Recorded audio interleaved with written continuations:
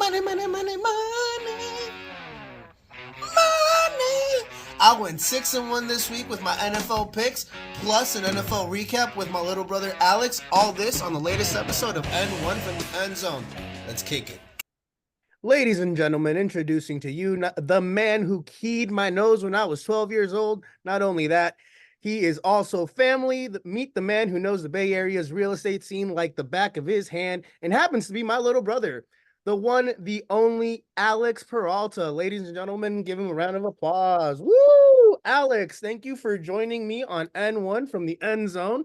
Yeah, bro, we're here to recap the games from the weekend. You ready? Yeah, let's get into it, man.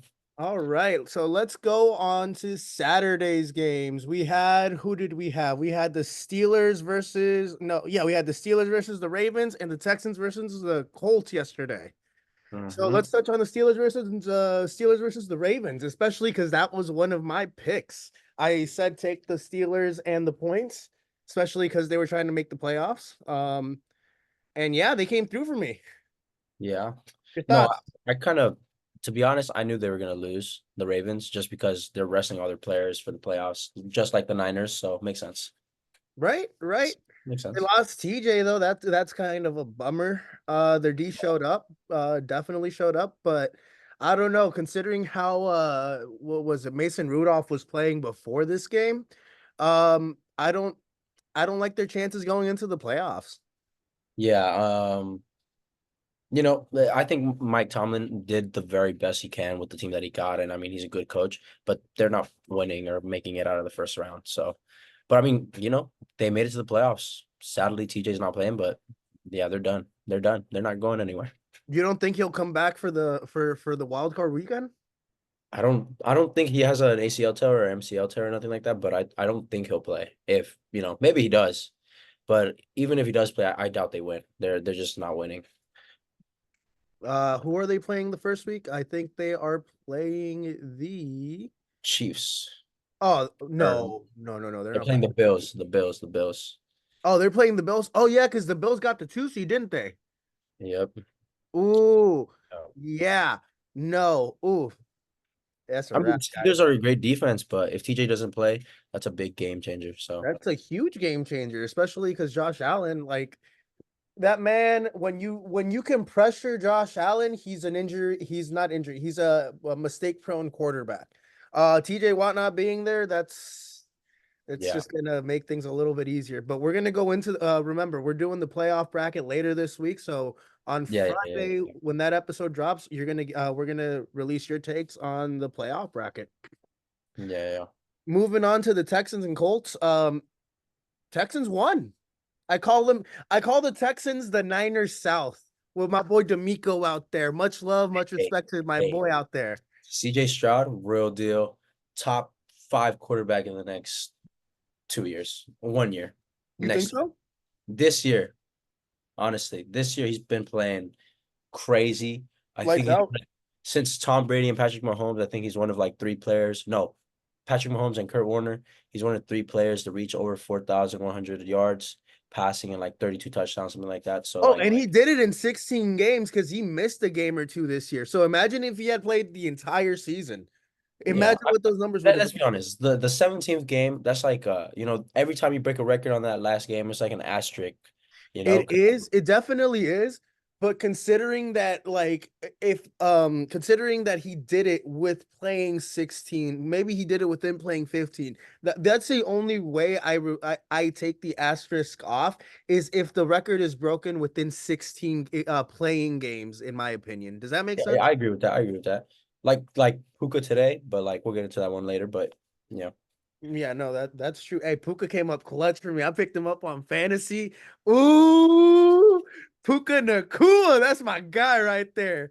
Uh but yeah, yo, so what do you think about Gardner Minshew? I think he's the next Fitz Magic. I don't like Like, Gardner. right? I Like don't that's know. I don't like Gardner. I you don't hate like Gardner? no. I feel like he had a good enough opportunity to show out when he was Oh, on. 100%. I forgot what team he was before, but like I feel like he had a good enough opportunity. And but Uh, like he's okay. He's not so bad. he went from the Jags, I think, to he Yeah, went yeah, from the Jags. Yeah. Jags to the Eagles. He was the backup to Jalen Hurts for a couple years at the Eagles, and then I think he went to the Colts this past year or the past couple of years. But while he's been there, I'll be honest with you, I'm not like a huge fan of his, but I honestly think Gardner Minshew is the next coming of what's his face? Ryan Fitzpatrick. I He don't just think gives me those type of he's vibes. not. He's not that magical. You know, Fitzpatrick No, was different. Well, yeah, Fitzpatrick was like streaky. Fitzmagic was streaky, and that's the one thing I love about him. But Garner, I think with what he's done this year and with that roster, because it's a building roster, like to be completely honest, I don't even think they were thinking that they were going to be this good this year. Um, Yeah. especially once Anthony Richardson went out. But yeah, no, I get Garner Minshew as as the next Fitzmagic in my opinion. I mean, Uh when you look at it though, when you look at their play style, like they're really a run team. Like, you got JT, you got Moss, like they're really a run oh, first and team. yo, Like what he's a really a game manager. Like Anthony Richardson going out, that's pretty big because yo JT, I was worried because he got hurt.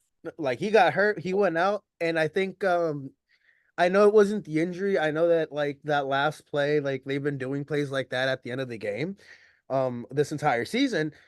But I don't know, man. I think like if maybe if he was healthier, maybe they don't pull him out in that situation, yeah, and maybe there's a different story, and the Texans don't clinch, don't make it. You feel me?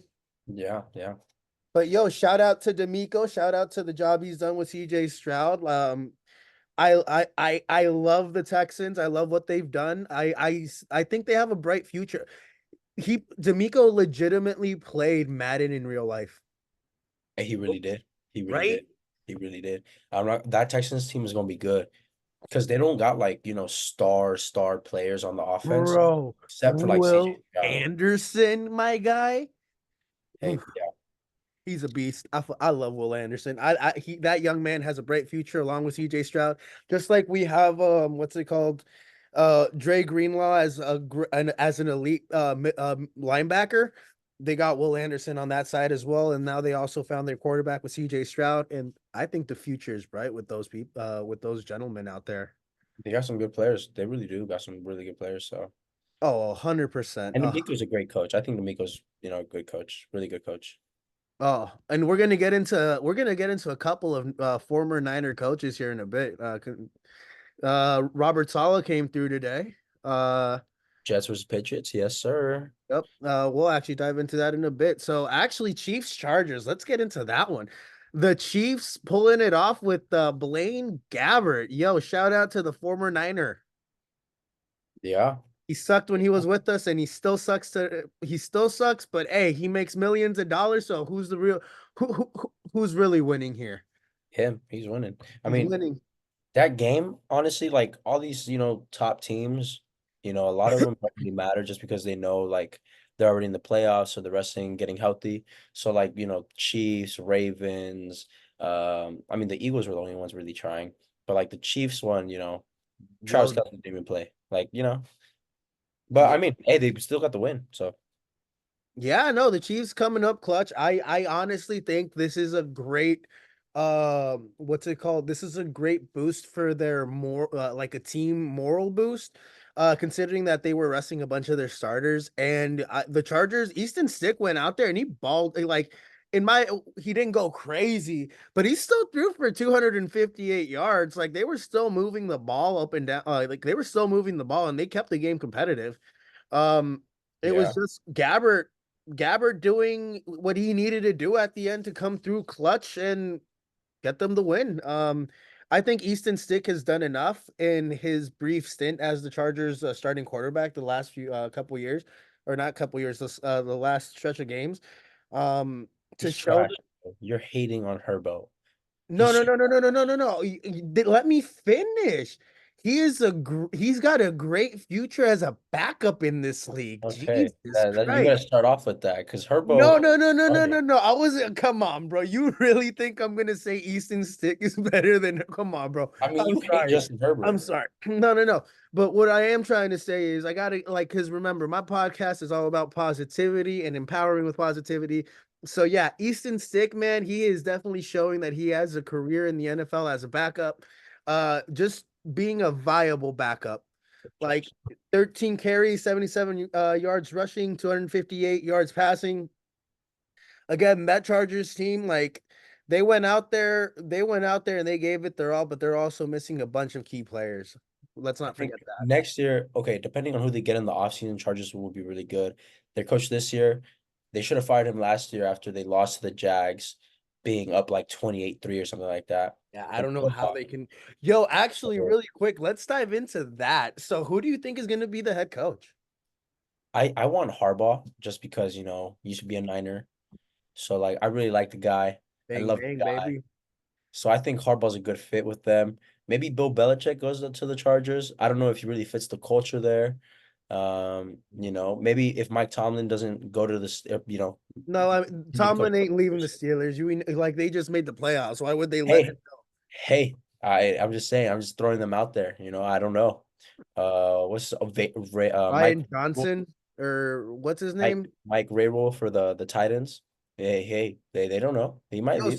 so Mike Vrabel, I think, because you know how they've been saying Mike Vrabel's job is in jeopardy or whatever, and I frankly don't understand why, considering how this year was legitimately a rebuilding year with Will Levis. Like he's a first year quarterback. There wasn't a bunch of talent on that team, but he still kept them competitive.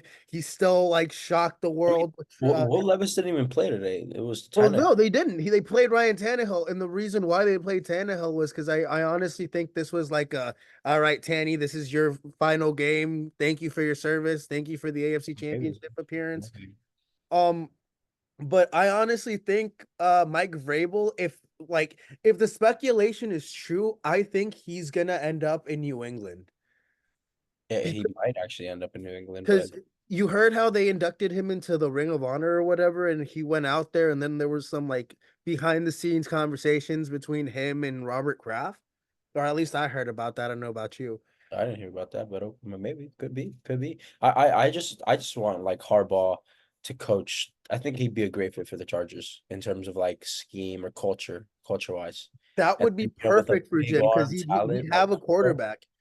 That'd be yeah, the first time in his NFL career, like in his NFL career, that he has a legit, bona fide top 10 quarterback. Because I don't care what anybody says, Colin Kaepernick was never a top 10 quarterback. okay. Well, he was good. He was good. It was Not top okay, but 20, he was but never he was top good. He 10. was He was good. never top 15. He was good. He He was was good. like 16th in the league, in my opinion. I think 15. 15 because 16 is I'll pushing. give you 15. I'll give you borderline top 15 quarterback in the league, but I never liked Colin Kaepernick. I still I think it did. I loved Colin Kaepernick. I thought he was I didn't. I did not. he whooped the Packers' ass in the playoffs. Yeah, good for him. What happened in the Super Bowl? He could have ran it in for a touchdown. And what does he do? Tries to throw a touchdown. He tried It's not because he hadn't it's thrown a not his touchdown fault. that game. It's not his fault, okay? Now Bro, if you're the quarterback, if you're in the position where you're literally like you got 5 yards of empty space, go back and watch the last drive where we could have literally just ran it in for a touchdown. We could have taken the lead and we could have won the Super Bowl.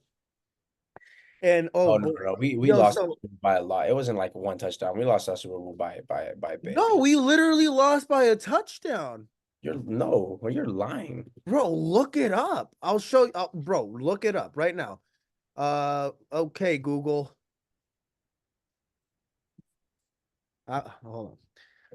Okay, Oh, Google. 2012 Super Bowl results. According to ESPN, Eli Manning. 2013. 2013 Super Bowl results. According to 34-31. ESPN, survived Niners rally. Okay, so Colin Kaepernick is ass. I'm sorry. Yeah, And bro. that's why he's not in the league anymore. Legitimately, that was the first time in my life I had been able to see like the Niners make it that deep into into the playoffs. finally make a Super Bowl. And bro, we had been winning the entire like I wasn't like we were winning the entire game, but we were up, then we were down, and there was no hope. And then we mount a comeback, we mount a rally, and to close it off, like all he had to do was just run it in. And what does he do? Tries to throw a fucking TD pass to Michael Crabtree over his fucking head. Excuse my language, because I remember it, and it still breaks my heart. Like, Hey, well, hey, you know something? Some like why is it always a fucking throw over the head that does us in? Like it was when it happened well, with it happened with Stafford Jimmy and G. Crabtree. It It happened. happened with Jimmy G and Emmanuel Sanders. Oh, God, yo, Brock, if you ever watch this, if I believe in you and I believe you won't overthrow anybody. And that's also another thing with Trey Lance. He would consistently overthrow people in preseason. I don't care what anybody says. I'm still holding on to that. Mm. yeah, And Trey Lance was shot in the dark, He was yo, I feel so bad for him. Like, bro, like I he went understand. from a good team to um No, the Cowboys are good. Let's not say the Cowboys are bad. The Cowboys are Cowboys are great. trash, bro. They're They're the great. No, same no, team no, no. every year. Cowboys are great at home. Cowboys are great at home. Too bad they're not going to be fucking playing at home in the NFC Championship game. They're coming Even to at San home, they still Francisco. lose. It's fine. It won't matter. They're coming to the Bay. They're coming to the Bay. But regardless of that, it sucks for Trey Lance because he went from the Niners to the Cowboys, and the excuse that and granted, the excuse we gave was, oh, he deserves an opportunity to play. No, they just want to get rid of him. Not I, gonna lie. exactly. They wanted to get rid of him, and they did him dirty by sending him to the Cowboys. Like he ain't ever gonna touch the field over there. Dak Yeah, is gonna because get a who's the backup? I forget his name, but he's Cooper good. Rush. Backup, he's good. He's And good. I honestly think the Cowboys would still be good under with Cooper Rush I as quarterback. agree. Cooper Rush is not a scrub. He's He's good. not a scrub. He's not a scrub. He might not be. He's like what is it? If Dak is Brock Purdy, Cooper Rush is Jimmy Garoppolo. Yeah, sure. Why not? Yeah, I mean, yeah, that's fine. That's right. Because Jimmy's not he's not trash. going to put up because Jimmy, Jimmy's not trash. He's a solid quarterback. Just no, bad. Jimmy is a solid quarterback. Same with Cooper Rush. You can win games with Jimmy. You can win games with Cooper Rush. Yeah, yeah, But if we're talking about MVP like numbers, that's something that Jimmy never did under center yeah. in Kyle's system. Brock has done that with the weapons he has and everything. Jimmy, even with the weapons that he has, Brock would have many won interceptions. MVP if Lamar just didn't do him like that. If Lamar didn't play the way he played, and I Brock. saw that loss happening early. Like I saw that loss happening when I saw the schedule come out, and when we were going into the game, I wasn't very confident about it. Like I knew we were due. Does that make sense? You know when you know your team is due for a reality check or a loss. I knew we were due, and I'm glad it happened. I'm glad it happened. I'm glad it happened too, just not that way. Like he got his. Well, you know what? Maybe it was for the better. Yo, So no, that way because in the think about it. playoffs. He doesn't do it in the playoffs. So the first time the Ravens played the Browns, they got their asses kicked 28-3. Okay. We got our asses destroyed like 33-19. Debo wasn't playing. Debo was not playing. No. I'm talking about the Ravens when the Ravens beat the Browns. The Yeah, second I, time, the I second know what you're gonna bring up. The Browns beating the Niners, but Debo was not playing. no, I'm not even gonna bring that up. I was gonna go into the second time the Browns and the Ravens played. The Browns beat the Ravens 33 to what is it? 33-31 by 2 points. So that's what I'm saying. Like there's a good probability if we see the Ravens in the Super Bowl, because you know how I think that we're gonna make the Super Bowl regardless. When we see if we see the Ravens in the Super Bowl, I think we'll have a better chance the second time around.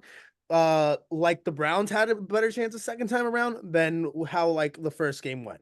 I think it'll be a lot better, right? Yeah. Okay. Let's see That- next game because I That's think where I'm going. That's where I'm going with this. Let's see. next We game. got next game is the Broncos Raiders. Yo, Aiden O'Connell showed up. Hey, Raiders. I I hate the Raiders with passion. That's just in me, right? But I don't know. their coach is good. Their coach is good. Change the culture. I Devontae don't know Adams how is much. does still, but hey, Sean Payton is trash. Don't care. Russell Wilson did not deserve what he got.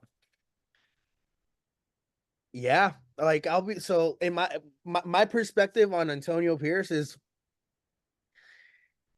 does he deserve to be the Raider head coach from what he's shown? Absolutely, absolutely. I think so. Maybe, What do you mean maybe? maybe What do you mean maybe? The players love him. the players do, They but have a is he not a positive record, but is he D'Amico Ryans?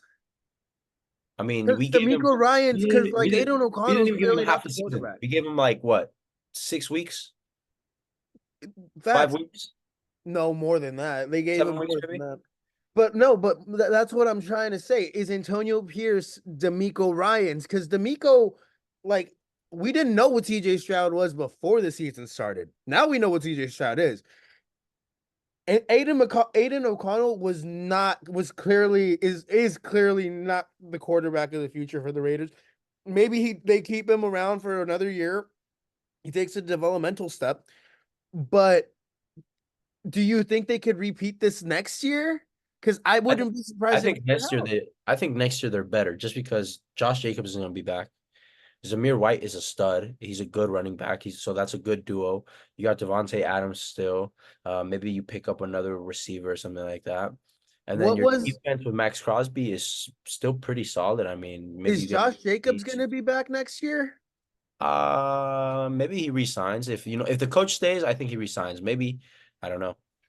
Is what's his face? Is Devontae If Adams the gonna agent. be there next year? I think Devontae still is under contract until next year. Well, no, he's on under contract. So yeah, no. Devontae's under contract until next year, but the issue is like Devontae's been disgruntled this entire season with his lack of production, with his lack of usage. He's going into the year again without an established quarterback. Like I think Devontae is still an incredible wide receiver in this league. I just never think I just think with Jimmy Garoppolo, he didn't ever build up that chemistry because Jimmy and Jacoby, they had history from New England, and I don't even know if they had history from New England, but I just felt like because of they've been in that New England style of offense, and because McDaniels, Yeah, Josh McDaniel. McDaniels plays favorites. I don't care what anybody says, he plays favorites. Jacoby Myers was a part of his system in New England. Jimmy G was also a part of his system in New England. So rather than creating plays to try to open up Devontae, they were doing that for Jacoby. That's why Jacoby was having such a much better season than Devontae this year, which Yeah, makes yeah, no sense to me. yeah. But I think McDaniels isn't a head coach, like he's a great offensive coordinator, like with Bill Belichick in New England, they had success, but then him as a head coach just doesn't mix well. Like I think a good offensive coordinator that has good potential to be a good head coach is Eric Bieniemy. That's why he went to the Washington Commanders. And now next year, actually that could be a great pairing for Justin Herbert. Justin Herbert, Patrick Mahomes, very similar. So Chargers could go for Eric Bieniemy. Just saying. I don't think like That's good. That's good. I just thought about that actually. Wow. no, because Bieniemy's not getting a head coaching opportunity this year. Why? Sorry. Why? What did he do with the Commanders? The offense Check was out. shit. Sam Howell is I a don't rookie, care. and he threw for a You're bunch not of gonna. yards. I You don't. can't put the interceptions on Bieniemy. You That's can't. I He's not throwing the understand that ball. that's not on Bieniemy, but if the Washington Commanders offense, even if Sam Howell was throwing interceptions like a motherfucker, was still moving the ball up and down the field with Brian Robinson, bro, like that offense was not good this year. Like it was not good. It had its moments. It shined during against bad teams, okay? They had their moments. But his lack of adjusting in the second half is what's cost them a lot of games. Because yeah, Sam Howell throws interceptions that puts the defense in a bad position, but you're also not able to mount anything offensively. Like, come on, like run the ball, do something. You got to be more creative. And in the one year that he didn't have Patrick Mahomes, everybody in Washington is getting fired. Am I wrong? Well, Ron Rivera was already getting fired. Like, yeah, I mean, come on now. Like he was going anyways. And aside from that, like I think he can be a good head coach. I think so. So now let's dive into the Jets Patriots. Yo, so this is, I think, when was the last time the Jets beat the Patriots? 13 games ago. 13 something streaks. Yeah, it's like a 13 So game that's over 6 years. Like they hadn't beaten the Patriots in 7 years. something like that. Yeah. Which is Damn. crazy. But that's one of your picks too that they kind of messed up. Yeah, that was. That's the only pick out of my entire picks that actually was a bad pick. Did you come out winning though? Dude, I was 6-1. If people, let me tell you something. If you're watching this show, I know how to pick him. Because the way I told people to pick him was who was it? And we're gonna get into all of these games in a bit. But I literally said take the Steelers, Patriots, and Lions, take the points, take Tampa and Dallas on the money line, and then take the Titans and the Giants for the upsets. The only one that didn't hit the points was the Patriots. Yeah, that one. Honestly, Patriots.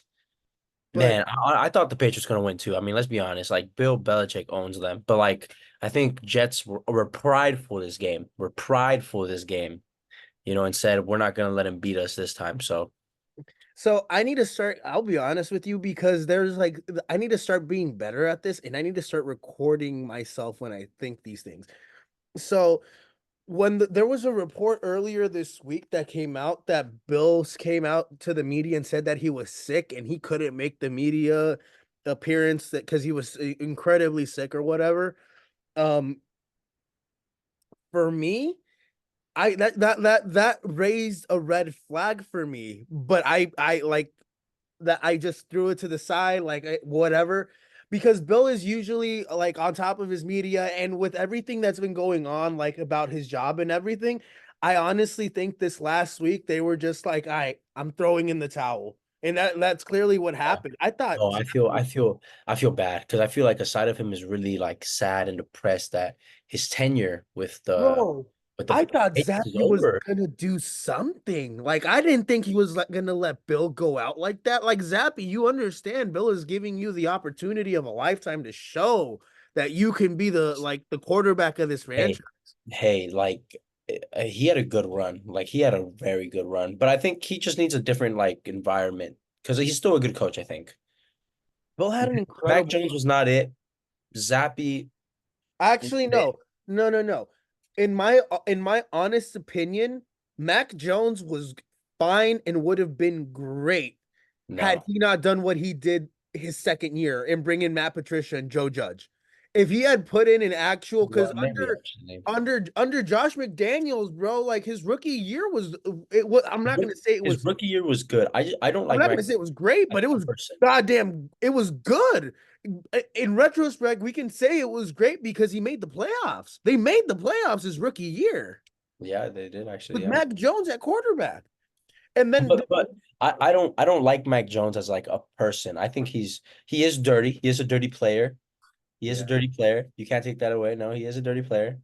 But this year he definitely declined, and he showed, okay, there are some flaws. Maybe I think the league caught up to him. maybe, but I still think I think what they did to him his second year, because you got to also take into account that second year was a really bad year. They moved off of they didn't move off of him. Josh McDaniels left. Then it was just Mac Jones that was there. And because everything started to come out, Mac wanted to improve, Mac wanted to become a better player, and he like certain things were getting out to the media, right?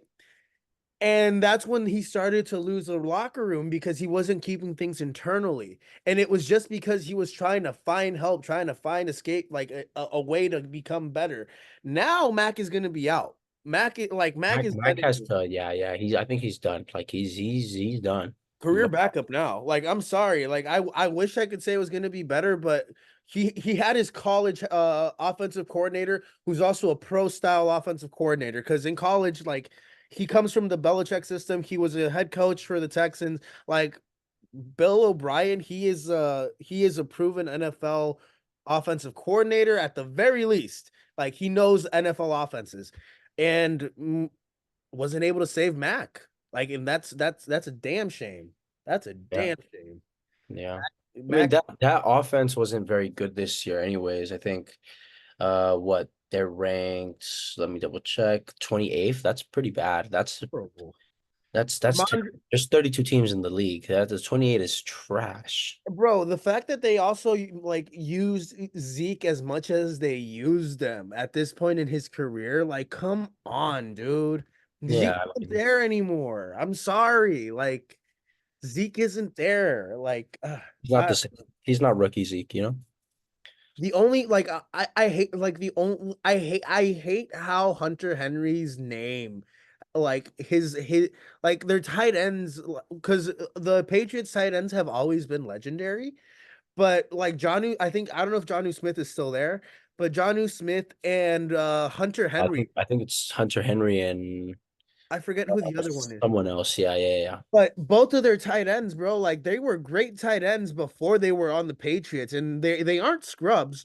Now that they're on the Patriots, man, like, it's not there. Oh, they got Mike Gazecki. They got Mike Gazecki. Yeah, Mike Gazecki is also a great tight end. He was great for the Dolphins. You're right, actually. Mike Gesicki. Yeah.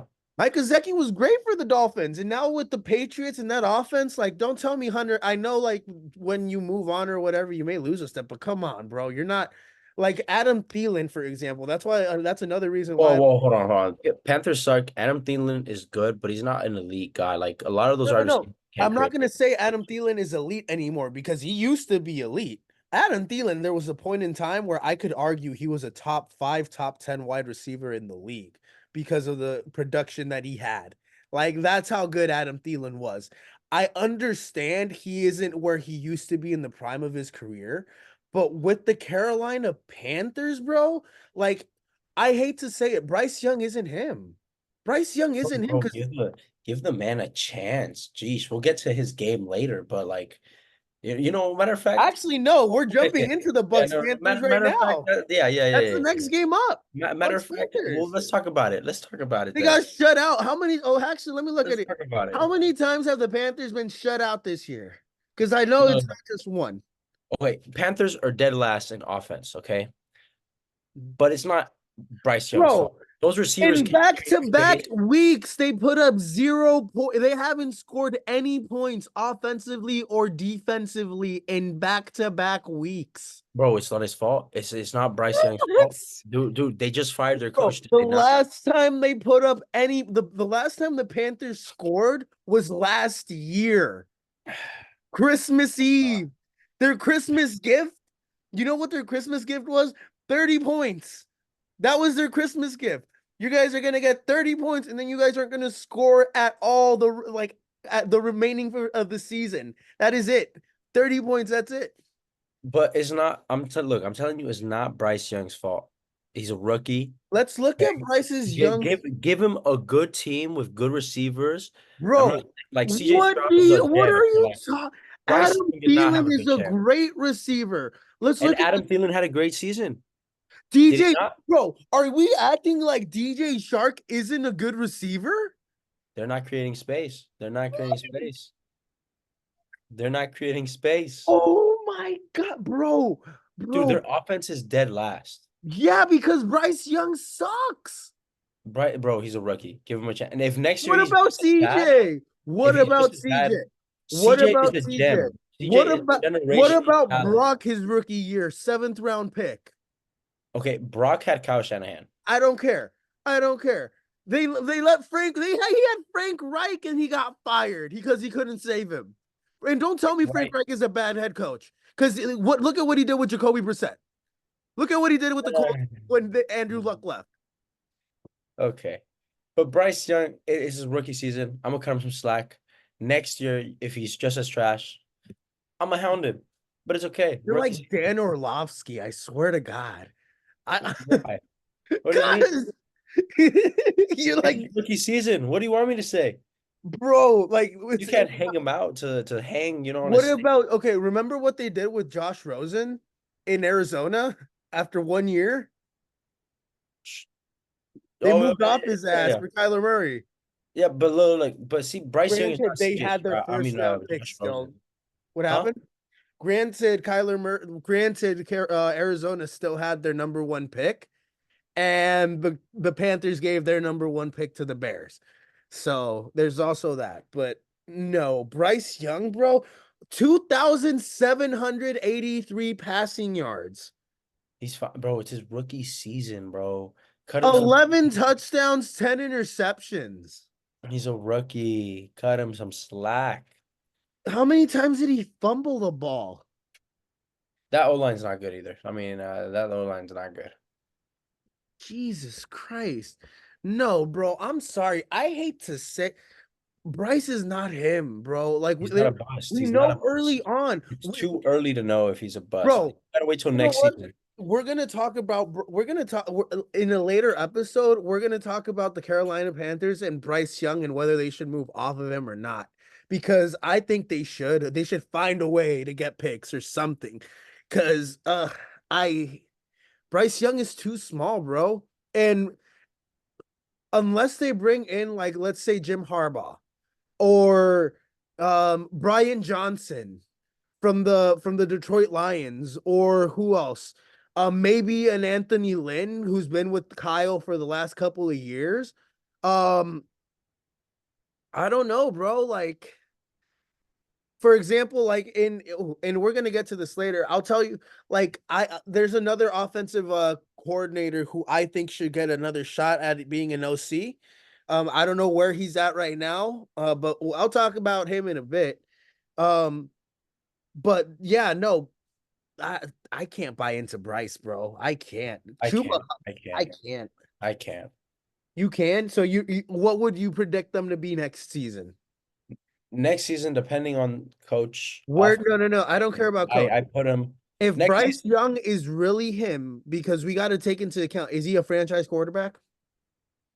It's too early to tell. It's No, too no, early to no. tell. Too So early you're to tell. telling me you're gonna waste hundreds of millions of dollars again next year? First of all, he's on a rookie contract, so it's not No, 100 you're million. still paying everybody else. You're gonna bring in talent, so you're gonna spend all that money on talent next year to have a guy like Bryce Young lead it and not be. And granted, Bryce Young could be an excellent human being. He could be an outstanding citizen and all that. But I'm just talking about from a football perspective. I'm giving him a chance. He's a rookie. I'm gonna play my cards. I'm gonna gamble a little bit, and I'm gonna be You like, know who okay, had a better rookie got year? next, huh? You know who had a better rookie year with less talent? Dude, CJ Stroud is a gem, bro. I'm not talking about CJ Stroud. Who?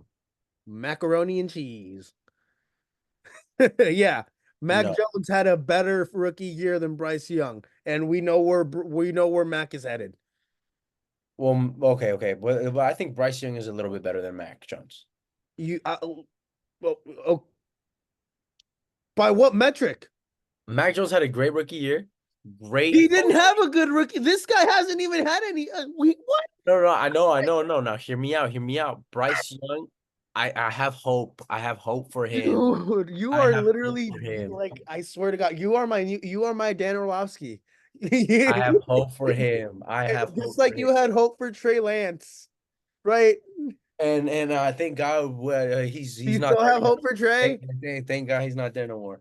Yeah. He's not there no more. Oh Lord. Uh, I don't know. I think the Panthers got a better shot with Gardner Minshew. I think they got a better shot with Easton Stick from the Chargers.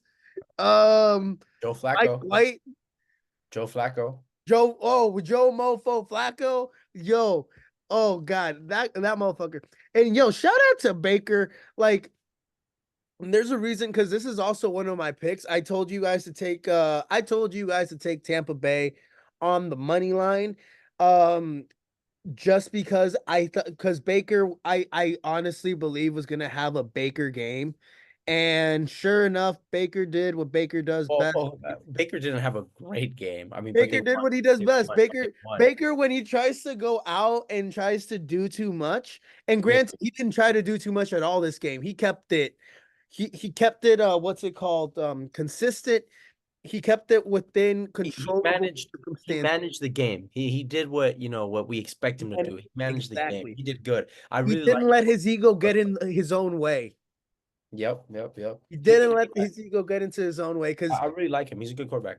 I thought Baker, because he only threw for 137 yards and only ran for 7 yards. Like, he's a great game manager, and I'll be real with you. I'm taking, like, and we're gonna get into the playoff brackets, but I really believe Tampa has a shot against the Eagles, especially with how they've been playing. And we'll talk about that later this week. That's Yeah. all I'll believe on that. That's all I'm gonna leave on Okay. that. That's all I'll Okay. leave on that because these are just spoilers for the next episode, or the next couple episodes. But yeah, no, like Baker did what he like. Good for Baker. Yeah. Coming back. Do you think he's gonna be with the He's Bucks next? definitely gonna be. Yeah, he's definitely gonna stay with the Bucks. Probably he's gonna resign. How I'm. much? How long? I'm gonna say maybe a couple more years, maybe like 3, 4 years, maybe, because he's not 330, bad. 340, Huh? 335, 345. I say 3 to 4 years. No, but how much a year?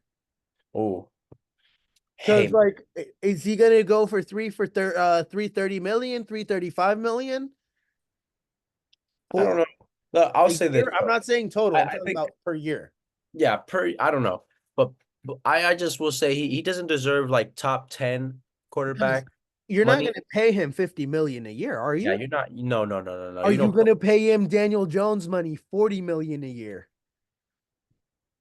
No. Are you I'm sure? paying Because him a Daniel lot. Jones isn't Daniel Jones, like, let's be frank, Daniel Jones like sucks. Sucks. No, you can say it. He He sucks. sucks. He Like, sucks. yeah. He's no And Eli he's Manning. making 40. Does Baker make 42 for 3 years? Okay, when you put it into the Daniel Jones, then yeah. Okay, I think he deserves 40, I think.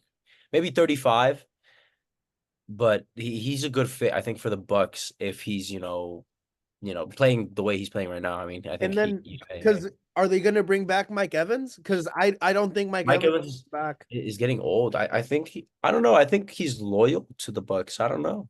I Yo, feel like actually, real quick, he's shout gonna out to get built Todd for life. Bowles. Like, really quick, shout out to Todd Bowles. Like, 3 consecutive years.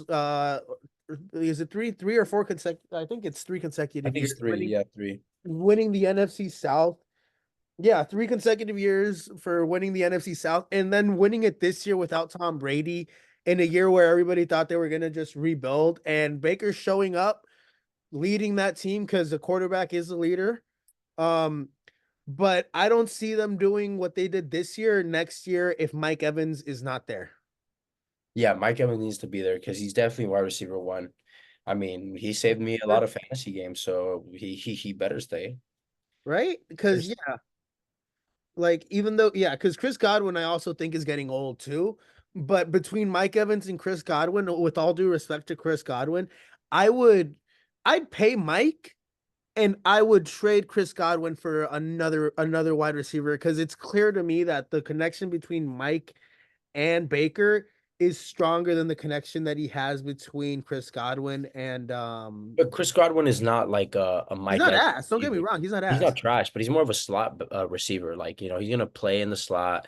He's gonna run through the middle. Mike Evans is gonna play outside. I mean, like, that's just who Mike is. Like, he's not fast, but he can create separation. He could go get the ball. I could see That's them Mike Evans. drafting a receiver this year, don't you? I can see that too, for sure. Because I mean, Mike Evans is getting older. Chris Godwin's getting older. They need more receivers. I think Rashad White is actually really good for them. He's He what? had a down year this year, I think, right? No. Yeah, I think rushing he might have, but in terms of like passing, he was pretty good. He was really good in terms of passing. So I think they have a good team. Just make some good drafts, draft some good Oh, linebackers too, because they're getting older. So more carries. So this is his second year. This is Rashad White's second year in the league. yeah, Uh, he was 10 yards away from 1,000 yards. He had more rushing touchdowns this year. He had he had a good season. He had a really good season. He had a decent season, not a great season. He had a decent season for a back, for sure. Targets. Oh yeah, dude had 64 receptions. Dude only dropped 6 balls this year. That's what I'm saying. Receiving, he did really good. Like 9 total receiving wise, I touchdowns. think he's maybe top 3, top 2 in backs. He had 9 total touchdowns, but rushing and receiving. Good for him. Yeah. I think Rashad White, if they can, if that offensive line can take another step, if they get like another piece, plus a young wide Tristan receiver, Wirfs is still good. I mean, Tristan Wirfs is good. also that defense is getting older. Yeah, Like that's what I'm saying. Maybe draft some new linebackers, because they might be gone. Shaquille Barrett, I think if he's still on there, I think he's No, gone, Shaq right? Barrett is. I think he's done. He's getting old, bro. Like, Shaq is he's done. gone. Um, who else do they got on the D? They got Vita Vea, but they got Oh, Vita Vea. I think isn't Vita Vea like 27, 28 years old? yeah, but I mean he's still pretty young. But I think just the linebackers like Oh, Levante, Levante David's Big, like also old. yeah, Yeah. Vita Vea, let me see. How old are you, Vita? the White Oh, too. Vita's 28. Vita's fine. Yeah, Vita Vita's fine, but Vita White, got 3 years left. But Shaquille and Levante David, Levante, I think, yeah, they're towards the tail end. Granted, their defense did pitch a shutout today. I mean, their defense is usually pretty good. I mean, this is a trash offense, but I mean, their defense is pretty solid like every year for the most part, I think. Ever No since Tom Brady was there. facts. Let's see. Who else do we have? Um, Packers and Bears, we can get into that one. Browns Bengals. Let's get into that one real quick. But let me take a quick pause. So yeah, just to sum it all up, I told you guys take the Bucks on the money line. Uh, if the Panthers could have just scored a fucking touchdown, I would have been right on the money line and the spread. But again, I didn't tell you guys to bet the spread. I told you guys to bet the money line on this pick. So I'm counting that as a win for me because that's what I did and that's how I bet and that's how I told y'all to bet. So moving on to the Browns Bengals. This one, Browns, Bengals just took out their aggression on the Browns. We're not even going to spend yeah, too much time on it. yeah, Yeah, Bengals just took out their aggression on the Browns because the Browns are literally are already in the playoffs, and the Bengals are going to Cancun this weekend, right? yeah, or Cuba, wherever, Cancun. Wherever they're going. Yeah. Yeah, they literally went out there. They balled out as a as a we're gonna show you guys what we're made of. But it was already too late. Jake Browning turned back into a pumpkin like everybody expected him to eventually turn out, even though he did throw for 3 TDs today. But yo, shout out to Jake Browning making himself some money, right? Yeah, for sure. Absolutely. Shout out to him. Gotta And get that. shout out to Jeff Driscoll for still being in the league. Dude's 30 years old. Man, yeah, damn. Yeah. Good for you, Jeff, making yourself some money. Got yourself another start. Um, but yeah, no. Joe Burrow coming back next year. But yo, I'll be real with you. With Joe Burrow's injury history, like I gotta wait and see. Is he gonna be able to play the entire No, year? no, I think, well, he No, because didn't we know he when didn't Joe's he on the didn't have field, a he's bad great. injury history, but like I He think gets injured every year. well, the year they went to the playoffs, he didn't get injured. I mean, Yeah, he did. He was hurt going into the season. but they made the playoffs. No, they did. They did. And but They that's went what to I'm saying. matter of fact, they went to the Super Bowl. Okay, but out of the 4 years he's been in the league, he's been injured 3. He was injured his rookie year. He made it So to I think top priority for the Bengals needs to be Joe Burrow get healthy. He should have actually not played till like week 5 of this year because he did have that calf strain. especially with how Jake Browning played. Yeah. So I think he should have waited till week 5 to get fully healthy, and that would have been like way better for them. Because I mean, Joe Burrow's a stud. I mean, he's really good when he plays and he's healthy. No, Makes me look better. Joe Burrow is definitely elite. My only issue, like again, it's just his health. If he can Yeah. stay healthy, if he can stay upright, that's fine. I'd be interested to see what they do with Jamar Chase and T. Higgins. If I personally, I think they got to move off T for Jamar. Yeah, Uh, yeah, for sure. but if yeah, because again, Jamar is Joe's boy. And Jamar wants to get paid, And this year, Jamar did not have a good season. And I know T. Higgins got paid. So we're gonna this offseason is gonna be a wait and see, and I'm interested to see what they do. Yeah, me too. Okay, let's see what's. Vikings, Lions going in there and biting kneecaps. My guy Dan Campbell going out there balling out. Well, I he's think not a player, but you know. I think the Lions really could have, taken it a little bit easier. I think they were still playing for positioning, right? They were But trying to get this, they were trying they win and the Cowboys lose, they get the number 2 seed. yeah, but Cowboys won, I guess, right? So Cowboys won. And again, guys, I told you guys, take the Lions and the points. They were going into Minnesota to bite kneecaps. And I think they started Nick Mullins. And what did I say? Nick Mullins Nick Mullins is super Jimmy G in the way of being an interception machine. Again, went out there, threw 2 touchdowns and 2 interceptions. That I think this season he was 4 touchdowns, 6 picks. No, 7 TDs, 8 interceptions. My bad. Yeah. But hey, he can get yards. Can he throw the ball? Of course he can throw it. But when you get into the red zone, he's going to throw you an interception. I mean, shout out to, Jay Jettis, get another 1,000-yard season. He's gonna be probably the best wide receiver of our generation. I think. Woo! Boy I was cooking today. cooking. Cooking. Yo, hey, shout out to Amon-Ra St. Brown too. 7 receptions, 144 yards. But well, actually, damn, he only did that on 7 receptions. Woo! Yo, shout out to the 23 yards. receivers in this league. Yo, like we got great receivers in this league. Yeah, I think Jay Jettis is gonna be the best one though out of all of them. I think he's gonna be the best one. Yeah. You're talking about Jefferson, right? Yeah. What do you call him? Jay Jettis. That's what they call him. You didn't know that? Jay Jetta? You didn't know that? I didn't know they called him Jay Jetta. I call him Justin Jefferson. I swear that's what they call him. You know, it's really funny because like you play Madden, right? Not no more, but yes. Yeah, you used to play Madden. So it's very funny or it's very interesting to see a lot of the receivers that are out there. Like I drafted these guys in like Maddens from years, like before they were in the league. Like I drafted them into the league, into my Madden team, and like they ended up being actual stars, which I always think is funny. So yeah, It's the way it if you works, guys, man.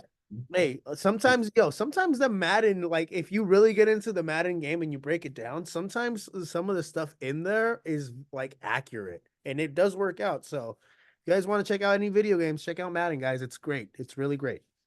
Maybe not this year. Oh, I haven't played this year's. Last year's was not the best, but this year might be better. Who knows? Check out Madden.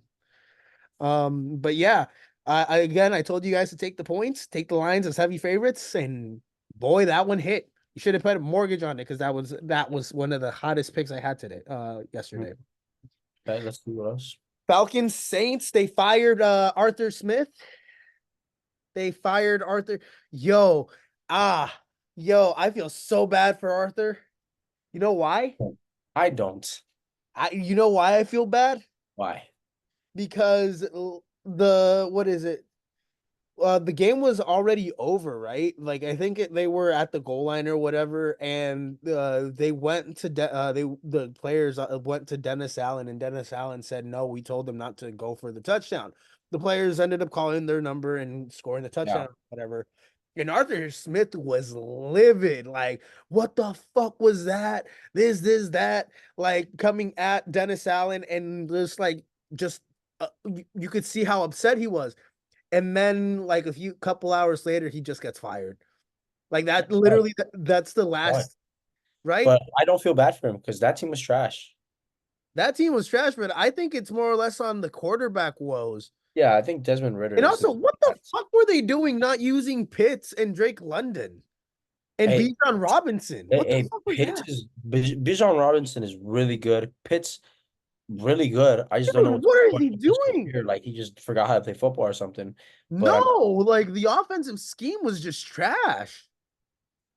Yeah, they're ranked 18th in offense this year. So how is Bijan Robinson your leading receiver? Yeah, crazy, huh? You have Drake London and Kyle Pitts. How does Kyle Pitts only get 3 targets? Oh, Jonnu Smith is on that team too. But Jonnu Smith is also a good receiver. Bijan Robinson is your best offensive player. Oh, Cordell, bro, they still got Cordell Patterson on that team. Yeah, but Bijan Robinson is still your best player. Like, let's be honest. No. Oh, 100%. I don't disagree. But let's also not forget, like, I know Cordell Patterson is older, but dude, like 2 years Hey, ago, no, last year he had a good season last year. he was a great utility man. He's literally what they're using Bijan Robinson as right now. That's Yeah. literally what Cordell was last year. Yeah. I mean, Saints hurt me. Derek Carr was kind of, I thought he'd be better. He hasn't really He been better. finally fucking showed up. Sorry. He showed up this game, but I mean, Finally showed up one game. I thought he'd be better, like, throughout the season, be more consistent, but it's been tough for him, which sucks. I thought they were gonna be a better team. Dude, like I'm just befuddled, bewildered. Like I don't know. I don't know, bro. Like you had all season to be able to do something like this. Granted, I know it's Atlanta, and granted, I think Atlanta threw in the towel. But like, come on, Derek. Like you chose to go to the Saints because you said you were gonna do this, that. And granted, you had the same record as the Tampa Bay Buccaneers, but the Bucks showed up when they needed to show up, and that's why they had the tiebreaker over you guys. Because yeah, and I don't know. I think Alvin Kamara's done. Like, Yeah, right? he hasn't really played like the same since like what last year maybe. Hey, Last year, he came up clutch for me a couple times this year. I won't lie.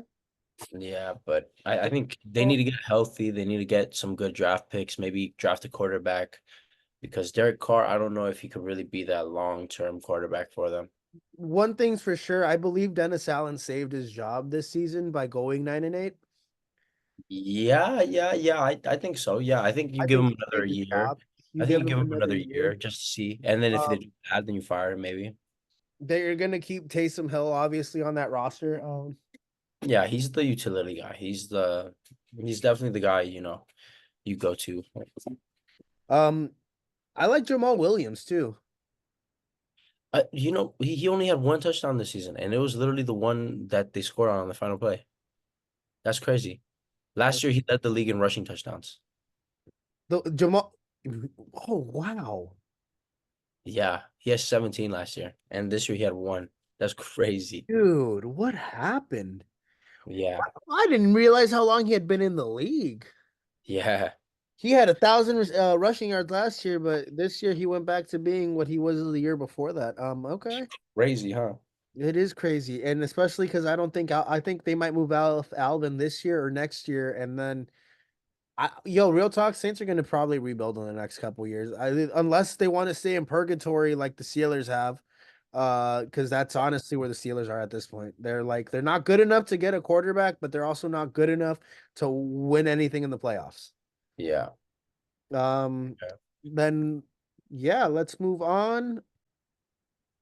So we're touching base, my friend, my brother over here on the Jags and Titans. I told y'all to take the Titans on the upset. That was one of my upset picks, and it fucking hit, yo. So if you guys listen, you making money off this podcast, guys. Like, pay attention here, okay?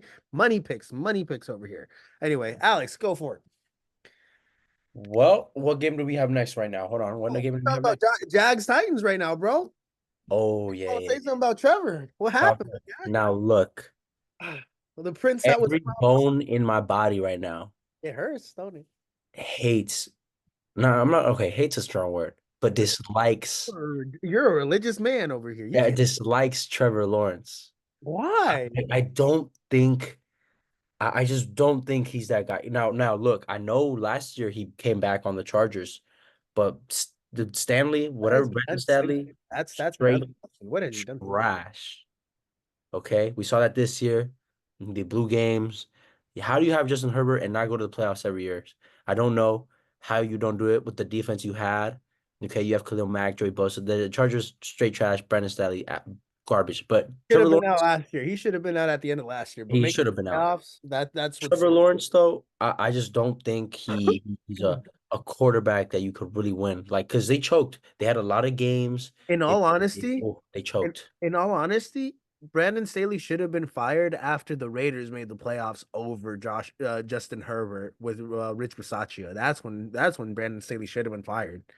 Well, I thought last year he was gonna get fired. I thought that was his last opportunity, after what Trevor Lawrence did. But I just don't like Trevor Lawrence. Like, I just don't think he's a winning quarterback or a quarterback you can win with. Like, cause he choked. Like, he threw 2 interceptions this game, in a game that you had to have, in a game that you had to have to go to the playoffs. He's been very injured. He not injury. He's been very what is it, turnover prone this year, hasn't he?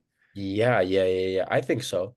I think Doug Peterson's a good coach, but Like one of the things that Trevor Lawrence has one of really the one stepped of the back. things Trevor prided himself on, or one of the things we rarely saw in college was him throwing interceptions or fumbling the ball. Um, I don't think he had a fumbling issue in college, did he? I don't I don't think. think so either. No, I think Trevor Lawrence. I think Trevor Lawrence is a great quarterback. Like, he could throw the ball really well. Well, When but I back to just back 4,000-yard seasons. yeah, I think just he declined like a little bit, like in terms of like turning the ball over. Like, maybe maybe I will say maybe that O line's not the greatest, but it's not the worst. It's like pretty. I think it's in the middle. So I'll be real with you. I think this is what Trevor Lawrence is gonna be in his career. Okay. Um, I'm basing it off of literally his first 3 years in the league. His first year, his rookie year, not the greatest of year. It's still better than Bryce Young's, by the way. Just letting you know that even though they were losing, like even though they were straight ass that year, the Jags were straight ass that year. His rookie year was still much better than what's it called, Bryce Young, who was also a number 1 overall pick. Just letting you know that. He had 3,641 yards. That's 800 yards more than Bryce Young had. About. He was 12 TDs, 17 interceptions. Um, Bryce is 11 or 10 and 11, I think. But his second year, he went 4,113 yards, 25 TDs, 8 interceptions. This year, he was 21 and 14 with 4,000 yards, 4,016 yards. So his interception, went up a little, but So I think we I can don't know, man. consistently I think consistently we could see Trevor Lawrence being between 20 to 30 TDs and 10 to 12 picks a year, maybe 13, 14 picks. Could you win a Super Bowl with that? I don't think 30, so. 30 Look, I thought they were gonna be really good this year because they were getting Calvin Ridley. Calvin Ridley has not been the same. I'm just like, let's be for real. I Like, drafted Calvin and I dropped him the week that I dropped him. He goes off, and then what is it? Somebody else picks him up, and then after that, he was just yeah, he's just inconsistent as hell. Like, yeah, I mean, I thought Calvin Ridley was gonna be really good coming back. him for Puka. Oh, By the way, I dropped him for Puka Nakua. that was a good pickup. Just saying. Puka, my guy. Well, is that the next? No, that's not the next game. But let's go. Yeah, no. So, Trevor, I hope you have a great off season. I hope you find some sort of spiritual awakening or whatever. I just didn't like the way he carried himself at points this season. I didn't either. Um, and also that also goes to my guy Brock. When we're losing, my guy, I love you. I am your biggest. You can ask this guy. You can ask my little brother. You can ask this guy right here. How much I love you, Brock.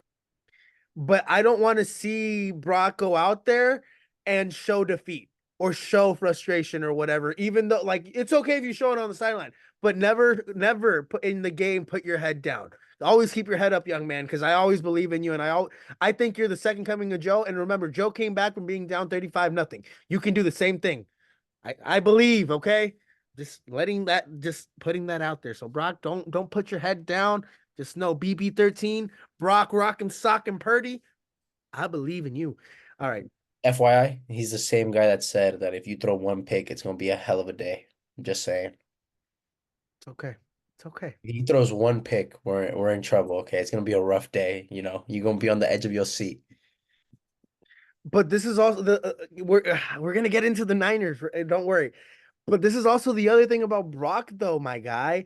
Like he'll throw it that one game, but he won't consistently throw it game in and game out, if that makes sense. Right. Let's just get into it right now, okay? No, Because no, this no. That's the main event. That is the main event. That is the main event. because we're both Niner fans and we both have interesting takes on him. So let's go into Seattle Cardinals. Seattle squeaked out a 1-point victory to keep their playoff hopes alive, but it didn't matter at the end of the day. Yeah, they got eliminated. Geno Smith's not the guy. Drew Lock actually played a lot better, like you said. He could be the guy for them, but Geno Smith, I don't know. I think he's done. I think he had a good Drew, year. He got a good one, Cinderella story, whatever, good in 1 year, but he's done. well, they signed him for I think 2 or 3 years. He got like a couple years left, right? Yeah, but I think I don't know. I just don't think he could be. He definitely can't be your long-term quarterback. He can't. You gotta go. No, I think last year they signed him to a 3-year deal. Yeah, I think So this was the first year. Next year is going to be the second year, and then I think Drew Lock is. well, he's a Oh yeah, backup. he signed a 3-year, 75 million. So yeah, this was the first year of that. He's got 2 more years left, and then Drew Lock's contract is. Because I'll be honest, I think they'd be stupid. Oh, they're gonna have to extend Drew Lock an offer, in my opinion. Like I wouldn't let Drew Lock go. I saw how Drew Lock played against us, and I told you when I saw him play, hey, Drew Lock can ball. Like I think after sitting behind Geno, learning behind Geno, and like moving out of Denver and like I mean, actually being able to no, he develop. was good in Denver. Don't get me wrong. He had an arm in Denver. I just He think still they has gave an up arm. He's on him too good. He's quickly. good. He's good. And Yeah. then, bro, we saw Drew Lock play this year, and I told like you were like, we'll see. Then you saw him a couple games after that, and he was balling. Drew Lock was balling. Yeah, he played good. Played good. So I think they'd be stupid if they move off Drew Lock. I think they need to extend him like at least another year as Geno's backup, and or make him the starter next year because I don't think Geno's gonna take a step forward. I Um, don't think so either. barring some miraculous like because they got DK Metcalf and Tyler Lockett. Don't tell me they're scrubs. They're not scrubs. Tyler Lockett has extended his career. Like, But he's not he- a scrub. he's not a scrub. DK Metcalf, Jackson Smith and the Jigba was supposed to take over Tyler Lockett's position essentially. hey, he's good though. But yeah, He's he good. complains too much in my opinion. He's too much of a diva in my opinion. He like But, hey, his I still like him. I personality. like him a lot though. I like him a lot. He's good. He's good. Like against because I like you got to take into account I've seen him in a few games this year. I do watch a lot of these things. When I saw him against us, like you could see the frustration of him just being locked down by our corners and our secondary. And then what was it? I think the week after that, I forgot who they played. But dude was balling out. He was catching balls left and fucking right, diving for it. His body expression and everything was much better. And granted, I think that's just the frustration of the game. But also, Arizona should not move off Kyler Murray. That would be fucking stupid. Um, Yeah, you're not wrong. I think Kyler Murray is really good. bro, Kyler I Murray. just think they need to get some good wide receivers. Get what? Who I scares I you think more, what's his Kyler name? Murray or Matthew Stafford? For me, it's Kyler. The only reason why Kyler's Yeah, because he can run. Matthew Stafford's gonna tear you up, passing. He's not really a mobile quarterback. Kyler Murray's tough though. He's really quick. I can count on our pass rush to get there. I can't count on our run defense or our run blockers to stop the run. At least like not this year. Yeah, no, like Lamar killed us. Bro, a mobile I- quarterback. man. I don't know if Jalen was still injured Jalen didn't really do a or lot. what happened, but that's also like another thing. So actually touching on this aspect real quick because we are going to be moving on to them. Jalen Hurts, bro. I honestly think, and we can actually just dive into the Giants Eagles right now. Because also really quick, I did tell you guys Titans Jags. Take the Titans as the underdog. Take the points, take the money line, take whatever you want. But I told you Titans were gonna beat the Jaguars, and they fucking did. So yeah, listen to my podcast because you will make money. But we're gonna jump into the Eagles Giants. Earlier last week, when I dropped my second episode, I had the Eagles beating the Giants. But I had the Giants taking the points. When I dropped my picks on Saturday, I had switched it to the Giants beating the Eagles in the upset. And I was right. The Giants came up clutch, throttling them 27-10. Um, and I don't know, man. AJ Brown went down with an injury too, I believe, right? No, it was Julio Jones, AJ Brown, Devontae Smith. I think they're Ooh, all injured. So I ooh, think Eagles gotta look. I really think Jalen ooh. Hurts is really good. I really don't think it's a quarterback issue. I think it's a play calling issue. I think it's a coach issue. Once the game got out of hand, they put in Marcus. But yeah, Yeah. um, So I think no. I think Eagles probably. I really feel I'm gonna save what I'm gonna save for next episode. But Eagles in the playoffs are gonna have trouble. That's all I'm gonna say. But this game just both see it was bad. we It was both bad. see it. It's bad. It was bad, dude. Like, yo, you had an opportunity. Like, granted, the Cowboys did end up winning their game and won it quite handedly. And we're gonna touch on that game in a second.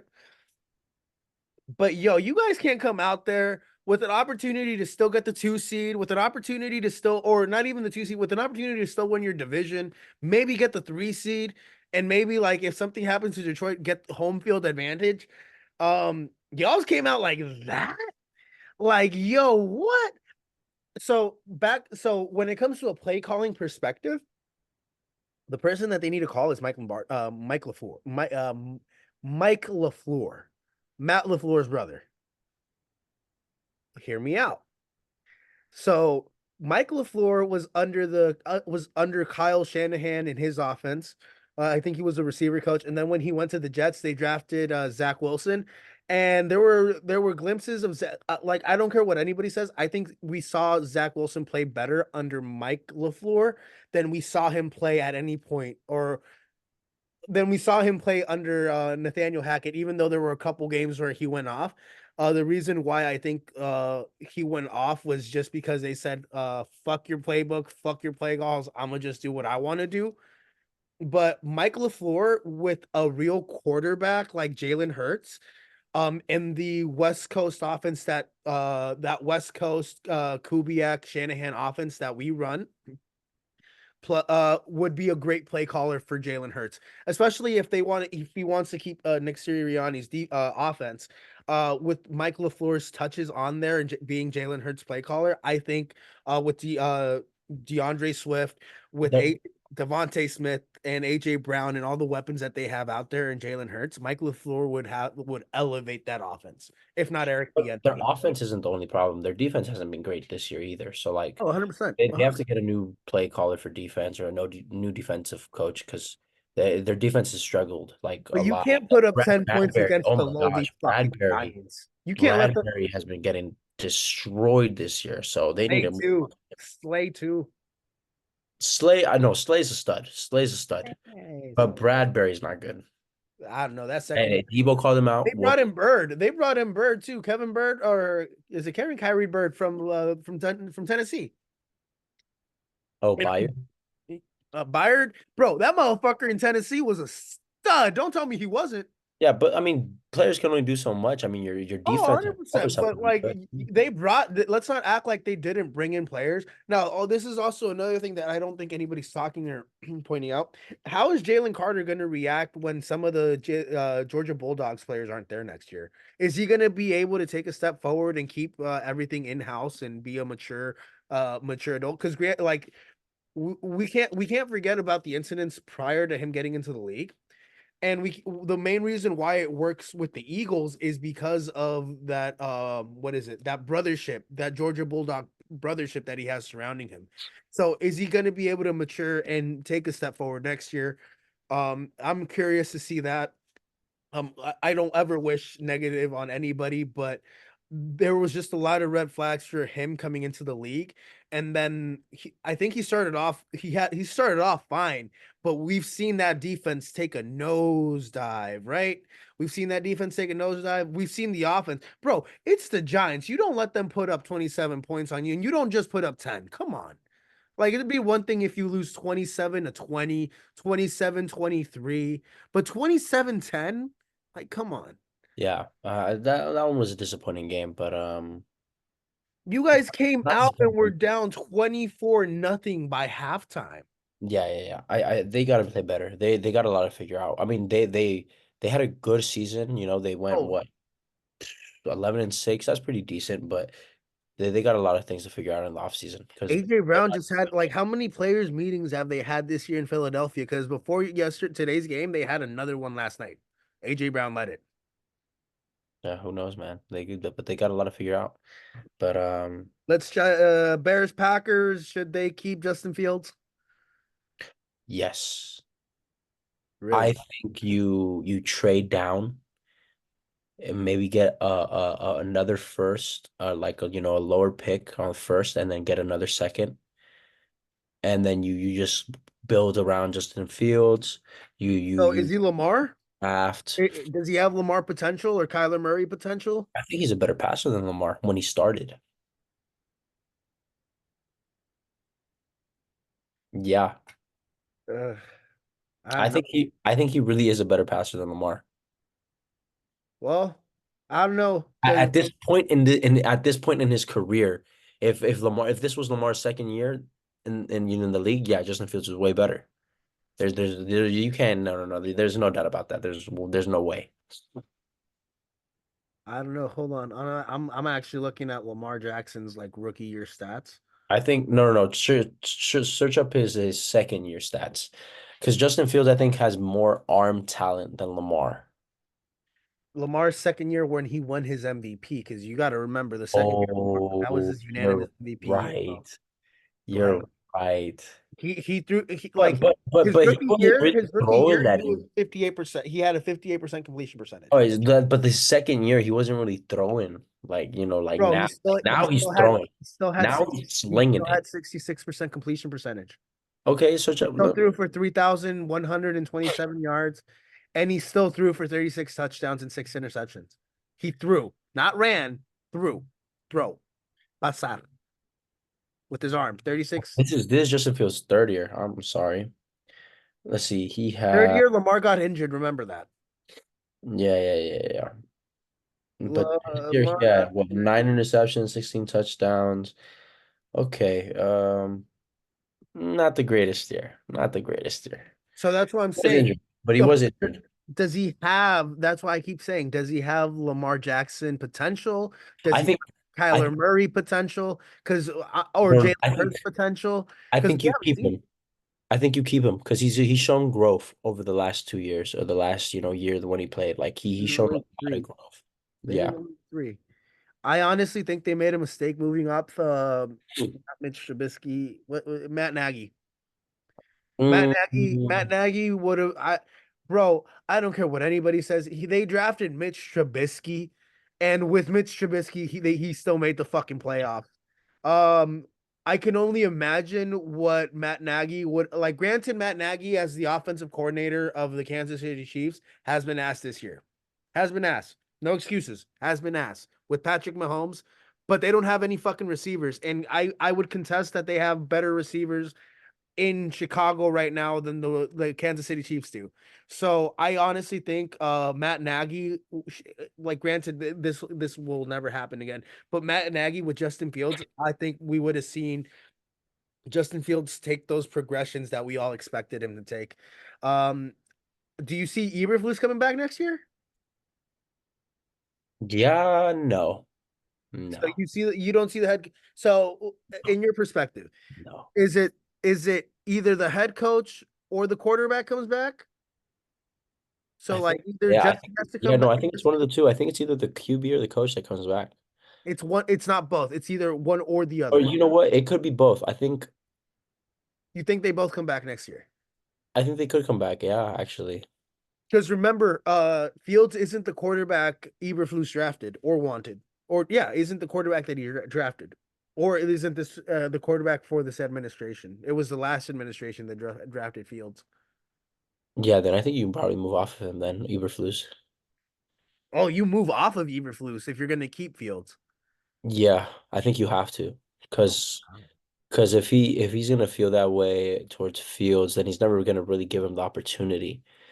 Well, And oh, if they decide to keep Eberflus, then that means they're definitely gonna draft a QB, maybe Caleb Williams, or we'll see. what do But you think Caleb's potential is in the league? Because I honestly like they keep saying he's got Mahomes like potential and everything. I've seen way too much emotion from that young man.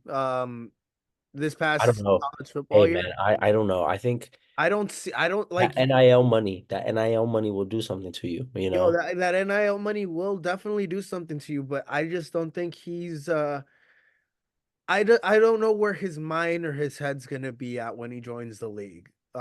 He could Yeah. be like he could have issues like, and granted, I think Kyler is our kryptonite, but he could have issues like where his focus lies, like we hear from Kyler Murray and the No, Arizona. I think Caleb Williams has potential to be good, but I think he just needs to be focused on like football, you Not know. be so emotional, like be more accepting of things and control what you can control. Like not everything is under your control. Like they didn't have a good defense in USC this year.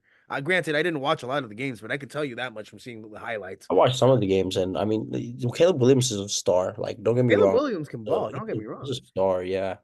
But We'll it see how it goes. I mean, boy, I don't even think he's declared for the draft yet. for me, it's all about where his mind's at. And I don't like where his mind's at. What I've seen, how he's expressed, I've seen a lot of immaturity. And young man, you're about to be in the league. You're supposed to be a grown ass man at this point because I don't give a fuck. If you're 20, like if you're like, and this goes to everybody, like you're my No, I little think he brothers. is pretty mature. He is pretty, from what I've seen, he is pretty mature. No, like I don't know, man. Like I'm 25, but if you're like 22, 23 years old, 24 years old, I don't want to see like unless you're like in the championship or like unless like you're in the playoffs or something, I don't want to see you break down emotionally on the sideline. Save that for the locker room, save that for home. Like I know, tear up, tear up. Just don't let people see your weakness because that's where people That's will like chew you out. passion. It That's is. passion. It is. Like, don't get me wrong. Like when Debo cries at the end of the NFC Championship game, bro, that makes me fucking cry. But I get it. I fucking get it because we're in the NFC Championship game. Bro, you knew you weren't gonna make the you knew how the season was going halfway through it. Like, come That's on. still passion though. That's okay. I mean, that's not immaturity. That's fine. That's passion for the game. Like you want to see stuff like that because that shows you that Took he a step cares back about it. this year in college, though. Even if it's just like game that maybe they knew they weren't gonna Think he win took a or step do back much. this year? Hey, man, well, who? Fields. Or not Fields. Williams? Yeah. Caleb. No, You hell don't think he no. took a step back? He's fine, bro. He's fine. He's fine. Okay. He's fine. Okay. If you say He's so. fine. I think Uh, Jordan Packers. We haven't touched them. You don't like Jordan Love. when did I say I didn't like him? I watched the last video. You did not like Jordan Love. Yo, yo, yo. Okay. You said they need to I move didn't on say I because didn't he's not the like him. guy. I think You said he's not the guy. he's not the guy in the playoffs this year. How do you know that? How do you know that? Bro, out of all the out of all the How do you know quarterbacks that? How do you know that? This is his first year in the playoffs, and because ever since the last first what 5 6 games that he had, he's been phenomenal. He's been okay, great. He's had going over the Aaron whole Rodgers not type just the numbers. Not calling him Aaron Rodgers, but he's we're not had going great just games. after the first 5 games. We keep forgetting that the playoffs is different, okay? The playoffs is definitely different. Bro, he's technically I'm not and he's not a rookie. Bro, He's not a rookie. He's not a rookie. He's a he's a veteran. third year He's veteran. a veteran. First But year starting in the league. he's never He's been to the never been in playoffs. the playoffs. He's been to the playoffs as a backup. I'll give you that. He's been to the playoffs as a backup. I think he's been to a couple of NFC championship games as Aaron Rodgers' backup. I'll I give think you he's been that. to one. One, was it only one? One or I think two? it was one. I think just one. Okay. He's been to one NFC championship as Aaron Rodgers' backup. That team in general is super young. And this is his first year actually And leading a and team. he's doing a good job. But He's he's doing not doing a better job than Baker Mayfield, who's what? already who Baker Mayfield with what he's had to deal with. Because let's Baker Mayfield has Mayfield with better. a defensive minded head coach has led the Tampa Bay Buccaneers to the playoffs. Jordan Love has Matt LaFleur. What are you Jordan talking? Love has talent, offensive weapons around him that are still going to be in their prime. What are you talking about, You don't think so? Christian bro? Watson, Romeo Dobbs, Baker, my boy Jaden Reed, who fucking came up clutch for me this fucking during the Super Bowl when I was down 20 points. bro, are you okay? What do you mean? Am I Evans is a okay? better receiver than any one of those receivers you just named. No. That is fine. That is fine. But Baker, what I'm Baker has saying is Baker has Jordan better Love, weapons, Jordan Love has to elevate those guys. and he has. No. Jordan Love has to Who, elevate who those is guys who even is more in the playoffs. who was Jordan Reed? Who was Jordan Reed before Jaden, that? Jaden Reed, Jaden Or Reed. who was Right, my Jaden point exactly? Who the Reed. hell was Jaden Reed before He's had a it? rookie. He's a rookie. Exactly. And he wasn't Right. getting playing time But until Alex, the star receivers got injured. okay, but this is where I need you. What I need you to understand, this is his first year starting. I think like they've capped out, or he's capped out his talent to a point. No, I could no. be wrong. I could be wrong, but He's I a stud. honestly He's a just stud. believe from what I've seen Baker do this year, and from what I've seen Baker do in the playoffs, and because he's been in the playoffs before, we can't He just act won one game. against the Steelers. Good defense. I think I think because I think Baker is a better quarterback at this moment right now than Jordan No, Love. no. Yeah. If you switch Jordan Love and Baker Mayfield on the teams right now, just quarterback. Baker Jordan Mayfield would Love is probably having be a better doing the season. same thing Jordan's doing. No, he's not. Yes. No, he's not. You don't think so? No, he's Bro, not. with Matt LaFleur as his offense as his head coach. Come No. on. Come on. That West Coast offense with Look, I don't know what the Packers are doing over there, but they did it again. They have a franchise quarterback in Jordan Love. I believe that. it's the whole drafting, letting them sit for 3 years to develop. That's what they did. Like they draft quarterbacks highly, but they invest in their long-term future and let them sit and develop and learn the game from a what is it from a viewing and reading perspective. I don't know how that works out for certain teams, but clearly it works out for the Packers. I don't know. He had 4,159 yards, 32 touchdowns, 11 interceptions. Baker had uh Bro. Uh, Wait, was it Jordan Love or CJ Stroud? I think it Baker was. had okay, 40, 28, and 10. So technically he had better numbers than Baker this year. I'll give you that.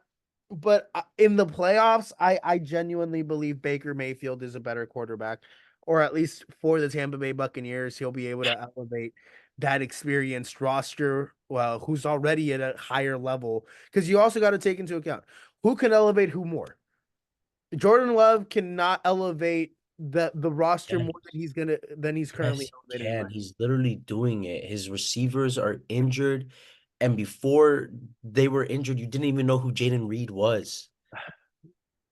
Am I wrong? I'm not wrong. What do you mean? I'm not wrong. Okay. Have you ever heard of Jaden Reed before his receivers got injured? No. Christian Watson? You mean Christian Watson got No. injured?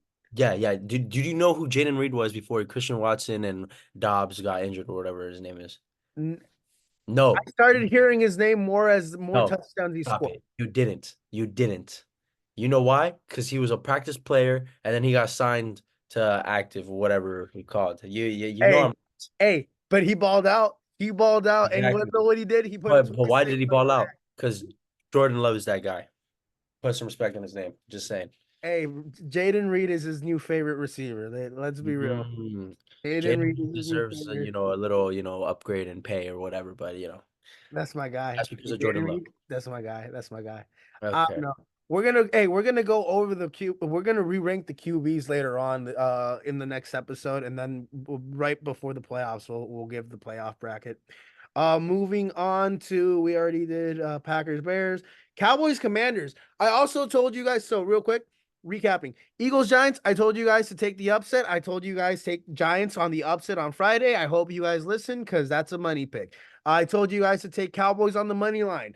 They ended up covering. So yeah, 38-10 Cowboys. They showed up on the road against a team that frankly threw in the towel a couple weeks ago.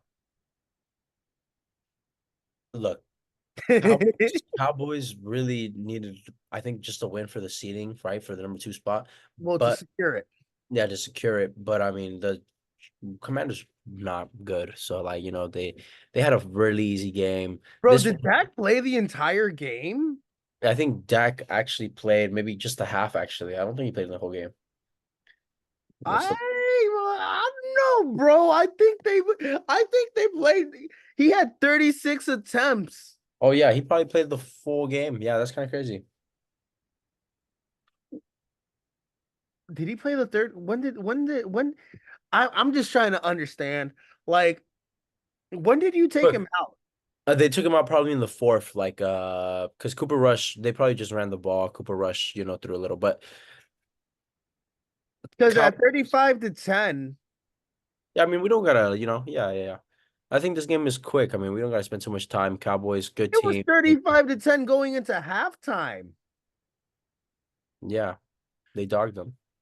No, no, I'm sorry. I'm not gonna let this slide. I am not gonna let this slide. So legitimately, the Cowboys, they needed this for their ego. You know, they needed this for their ego, right?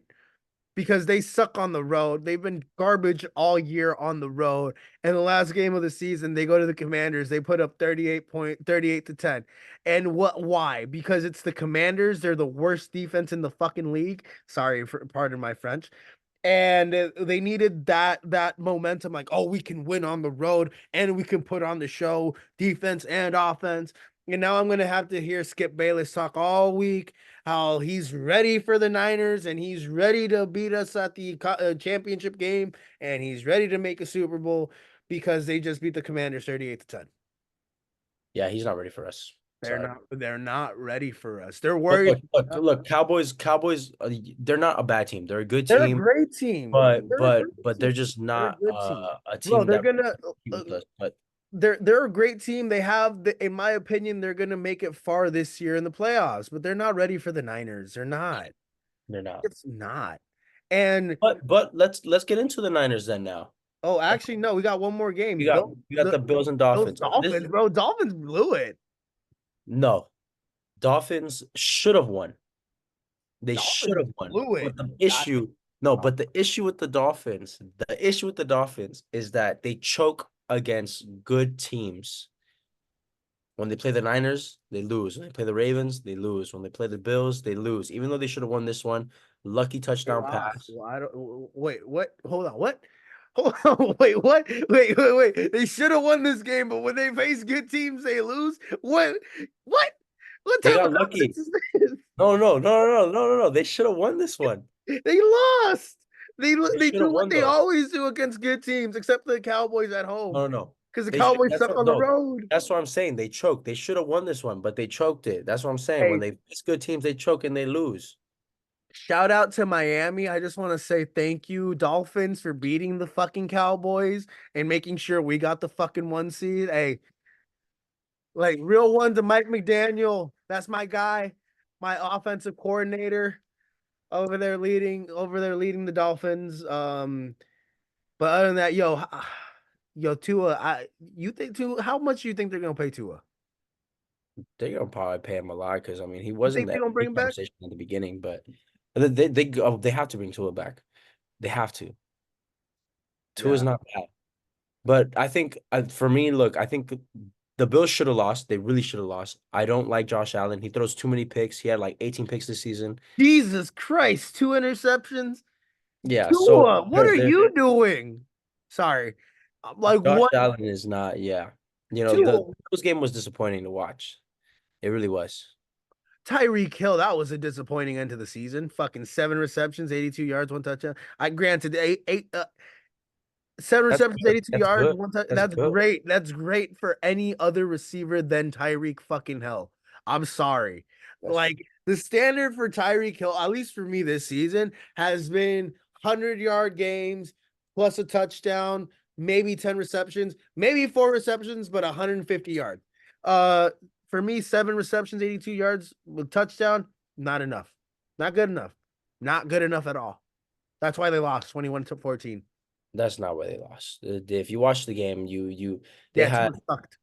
no. That's Sucked. not where they lost. The defense, the special teams. Oh my gosh! But Tua couldn't show up. no. What the fuck is James Cook? Like that's another man that just frustrates me. Like I picked him up for fantasy, and granted they don't give a fuck about my fantasy team or whatever. But we see you go for fucking 200 plus yards against who was it? Um, the Cowboys. Yeah, I think it was the Cowboys. Yeah, Yeah, the he Cowboys. thrashed Yeah, the the Cowboys for 200 plus yards. And then what happened? Hey, this is why I don't trust the Bills in the playoffs. And this is, we'll get into this in another episode, but I'm And just they're saying the 2 seed. They are exactly. now Look, the look, 2 look, look, seed. look, look, look.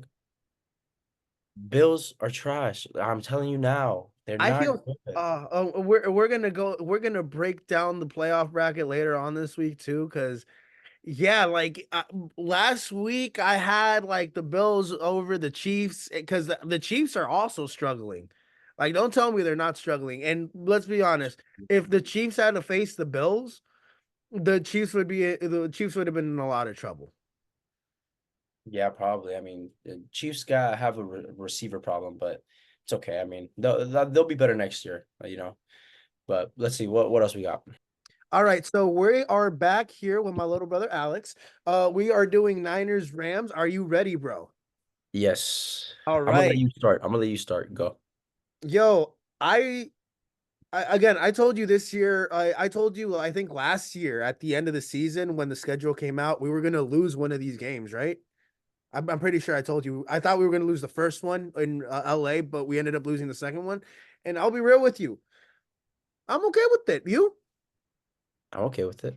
Right? Like, it's harder to beat a team 3 times. Uh, Yep. I enjoyed seeing Sam Darnold out there with the ones because I think he is granted he didn't do anything after the ones got taken out. But I Let's be think honest though. he's better than This was my bad, but let's be honest. This was a preseason game. Like, both teams are not starting their starters aside from Puka Nacua, whatever. he But had to break the record. yeah, but this is a preseason game, which makes sense. We don't got to focus too much on the game itself, but it was really a preseason game because both teams are in the playoffs competing, and Niners have a bye, so they want that extra week of rest too. So I mean, yeah, I mean it was a good game, but it was really preseason game. So Sam Darnold is honestly, as long as he doesn't like turn into Jimmy G. I really hope he doesn't turn into Jimmy. I hope he doesn't turn into I Jimmy think G. he's a better. I think he's an upgrade on Jimmy, to be completely honest. And No, much, no, no, you know no. how much I love Jimmy. You know how much I love Jimmy. But the one thing that I hated about Jimmy was that when he dropped back in the pocket to throw and he threw the ball, I was always like worried that it was going to be an interception. Sam Darnold, when I saw him in the pocket today, Mm, what, you didn't think, you weren't worried that it mm, was going to be a pick every time he threw it? I was like, oh my God. And I love Jimmy because he was a winner. no, no, no. I think Sam Darnold has more arm talent, but I think yeah, Sam Jimmy has more arm G. talent, and I'm more. Sam Darnold scares me more throwing the ball. I don't see from what I saw today, because I'm purely basing it off what I saw today, because he was 16 to 26 for 189 yards, but when the ones were in there, if I and I really hope, God, I really hope nothing happens to Brock this pro season, because I believe with Brock at the helm at quarterback, we're gonna win the Super Bowl. We're regardless of whatever happens, if Brock Purdy stays healthy, and if Trent Williams, because I think like our offensive line is like the worst in the league, bro. Bro, they're not the worst in the league. They're 22nd, right? They're 22nd in the league with Trent Williams. Bro, they're not the worst Without in Trent the league. Williams, they are 28 to 30. They're no, bro. They're not the worst in the league. They have, dude, their O-line is really good. Bro, It's just because really good. that's a testament to Brock Purdy's release time and Trent Williams, to be completely frank. The amount of Pro Bowlers or like nominations that they've had, because it's not like it's the offensive line without Trent is in shambles, bro. I am sorry. Like the Bro, only they're not a why it bad looked O-line. You today can't was say you can't say that Brock's bro, play is dependent on the O-line being good and consistent. Like a bro, quarterback give has him to be able to give to him to at to, least two to make seconds to plays. throw the ball. Give him 2 seconds to throw the ball. When Dude, it's hard. It's hard. If you see the way Kyle two Shanahan, seconds, they're bro, taking seven 2 seconds. steps. They're One, doing two. 7 steps for a drop back. 1, 2. 1, 2. I'm not asking you to give him 3 seconds like the standard shit, like the standard is in the NFL 3. I'm asking you when Trent Williams goes out, just give him the 2 seconds that you've been giving him to make the throw. You can't give him 2 seconds? Dude, Two seconds. if you look at how the Niners play, I look dude, Brock Purdy does like a 7 step drop back every time. That's Bro, gonna if you allow look for at the games, he throws the ball within 2 seconds. Like, have you not seen him like literally 1-2, boom, 1-2, boom? When he can't do that, that's when we start. That's when we start to like linger and stutter. What was it? The only reason why the offensive line looked as good as it looked like today was because Aaron Donald wasn't playing. Let's not forget that. And the Rams pass, I don't think they have a good pass rush other than Aaron Donald, to be completely they honest. do. What are you talking about? They have a rookie that's really good. I don't remember his name, but he's really good. He's on the interior. He's really good. Yeah. But like I said, it's a look. He's a It's a rookie too, by the preseason way. game. It doesn't really matter. This It game does. really doesn't matter because it's preseason. I just Basically, think week 18. It does not matter. we have a backup for. I'm just happy we have a viable backup for Brock Purdy. If worst scenario does happen for us, I won't be worried. I'll be worried if we got Sam in there and then something happens to Sam. Uh, that's when I'll be worried. But yeah, if we can stay healthy, we're winning the Super Bowl with Brock Purdy for sure. We're winning the Super Bowl. If Brock Purdy goes down, it's a toss up. In my opinion, I think we'll still make the Super Bowl, but I don't know if we're a lock 100% to win it. I really think Brock Purdy is the difference maker. Just the way that he commands that offense, the way that the team rallies behind him. I think the offense will be fine if Brock Purdy plays well. I think once he throws an interception, then we have some trouble. But for the most part, I think the What up defense with Jake needs to Moody, play bro? well. I told you at the preseason that worried, like him missing those preseason kicks, those field I'm goals. not really worried. I'm not really worried. He cost us a game. He cost us. Granted, we're the He ones. did, yeah, no. He did cost us a game, but I'm not really worried. I think he'll be fine. And I think. And considering the entire narrative, like how Brock can't win unless his starters are in there or whatever, that would have helped Brock out a lot if he would have been able to hit that field goal. I'm just saying. I'm just saying. I will say the thing that does worry me on the Niners is Ronnie Bell. Um, Oh. he right now is catching punts, kickoffs. Sometimes Debo's in there because he can't catch, and that worries The me. rookie Lonnie Bell, who's muffed like 5 or 6 times this year, maybe more. Exactly. That So Lonnie now Bell. I know Ray. I know Ray Ray's back. Yo, I think there's a curse on the number 10 jersey. I'm just gonna say that much. No. But I think look, now that Ray Ray is back, I'm so happy. I'm happy because he can catch the ball. Juwan But coming back if in Bell is in there, weeks. we have issues. Okay, I'm just saying he might muff the ball in the playoffs. Yeah, but we also got Juwan coming back in a couple weeks. Don't forget about that. That's fair. Juwan Jennings is coming back. He didn't play this week because he was still hurt, coming back from concussion. Yeah, I know, but I'm talking about the catches. No, Catching the I pass. know. But we got Debo, we got Juwan, we got Ray Ray, we got other options. And granted, I don't think Ray Ray and Juwan Jennings are good receivers, but they're great punt returners. Like, What? I don't think they're good I don't think they're good receivers. I do not think Juwan Jennings Dude, Jawan Jennings has never returned a punt. or yeah, he has. No, Juwan, he hasn't. Jawan Jennings does not catch punts, bro. are you sure? I know he's our slot guy, but Dude, I also dude, so he's never caught a punt in his life. I'm pretty sure. we'll go. I'll have to go check that. But regardless, we have other options that Lonnie Bell should not be in that position because I have Kyle Williams fucking nightmares. Okay, like you remember Kyle Williams against the Who Giants, doesn't? 2011, 2012, 2011, I think. Yeah, I remember that. Fucking remember that for sure. I got so no, like, But yeah. look, if Niners can get healthy, CMC can come back healthy, George can get healthy, Trent can get healthy, Eric Armstead's big for our run D. If he needs to come back healthy, if we So could get healthy, I think we're good. in the off season, I was really hoping Danny Gray would have taken a step forward, to be completely honest with you. Because we need a speedster wide receiver. He has the speed that we need, but like I don't know if it's the lack of opportunities that they've been giving him or I think no. I think it's really just our play style because like we utilize CMC, Debo, BA, oh, that's great. George. That's So great. I And don't think Gray is in the mix. maybe he needs to work on his blocking like Brandon was doing a couple years ago, be more physical that way or Maybe. something. Cause I would love to see him out there, especially because I like in all honesty, I don't think Ray Ray or Juwan are good backups for Debo and Ayuk when they go out. Because when we saw Debo go out, clearly Ray Ray nor Juwan were viable were able to take over It- that role. It's not that they're not viable. It's just that Brock is such an anticipatory type of thrower. Bro, Like he if throws it it with hits so you in much the timing fucking and hand, you anticipation gotta that if you're catch the off by a ball, right? little, If it hits geez. your hands, you gotta catch it, right? If it There hits was somewhere it didn't hit his hands. there were somewhere it hit his hands and they'd fucking pop him right up and it'd be either Yeah, interceptions. and there are some throws that he threw that were behind Literally. him.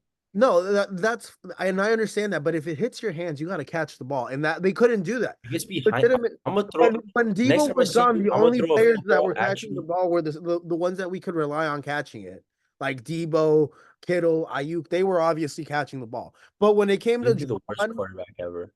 I, You'd be a terrible quarterback. I don't know, bro. I have no trust. I like. It's not that I don't have trust because Juwan has made crucial slot plays, but when you move him from the slot to receiver, like to the number 1 or the number 2 spot, X or the Y, something happens to him mentally where he can't do it. No, bro, Like no. they can't take over. So you think No, they could take over for Debo? no, because Debo is a different type of player. Like Okay, Juwan but that's what Jennings I'm saying. and When Brock Debo just went don't out have a and they good had an connection. opportunity to take over for Debo, what happened?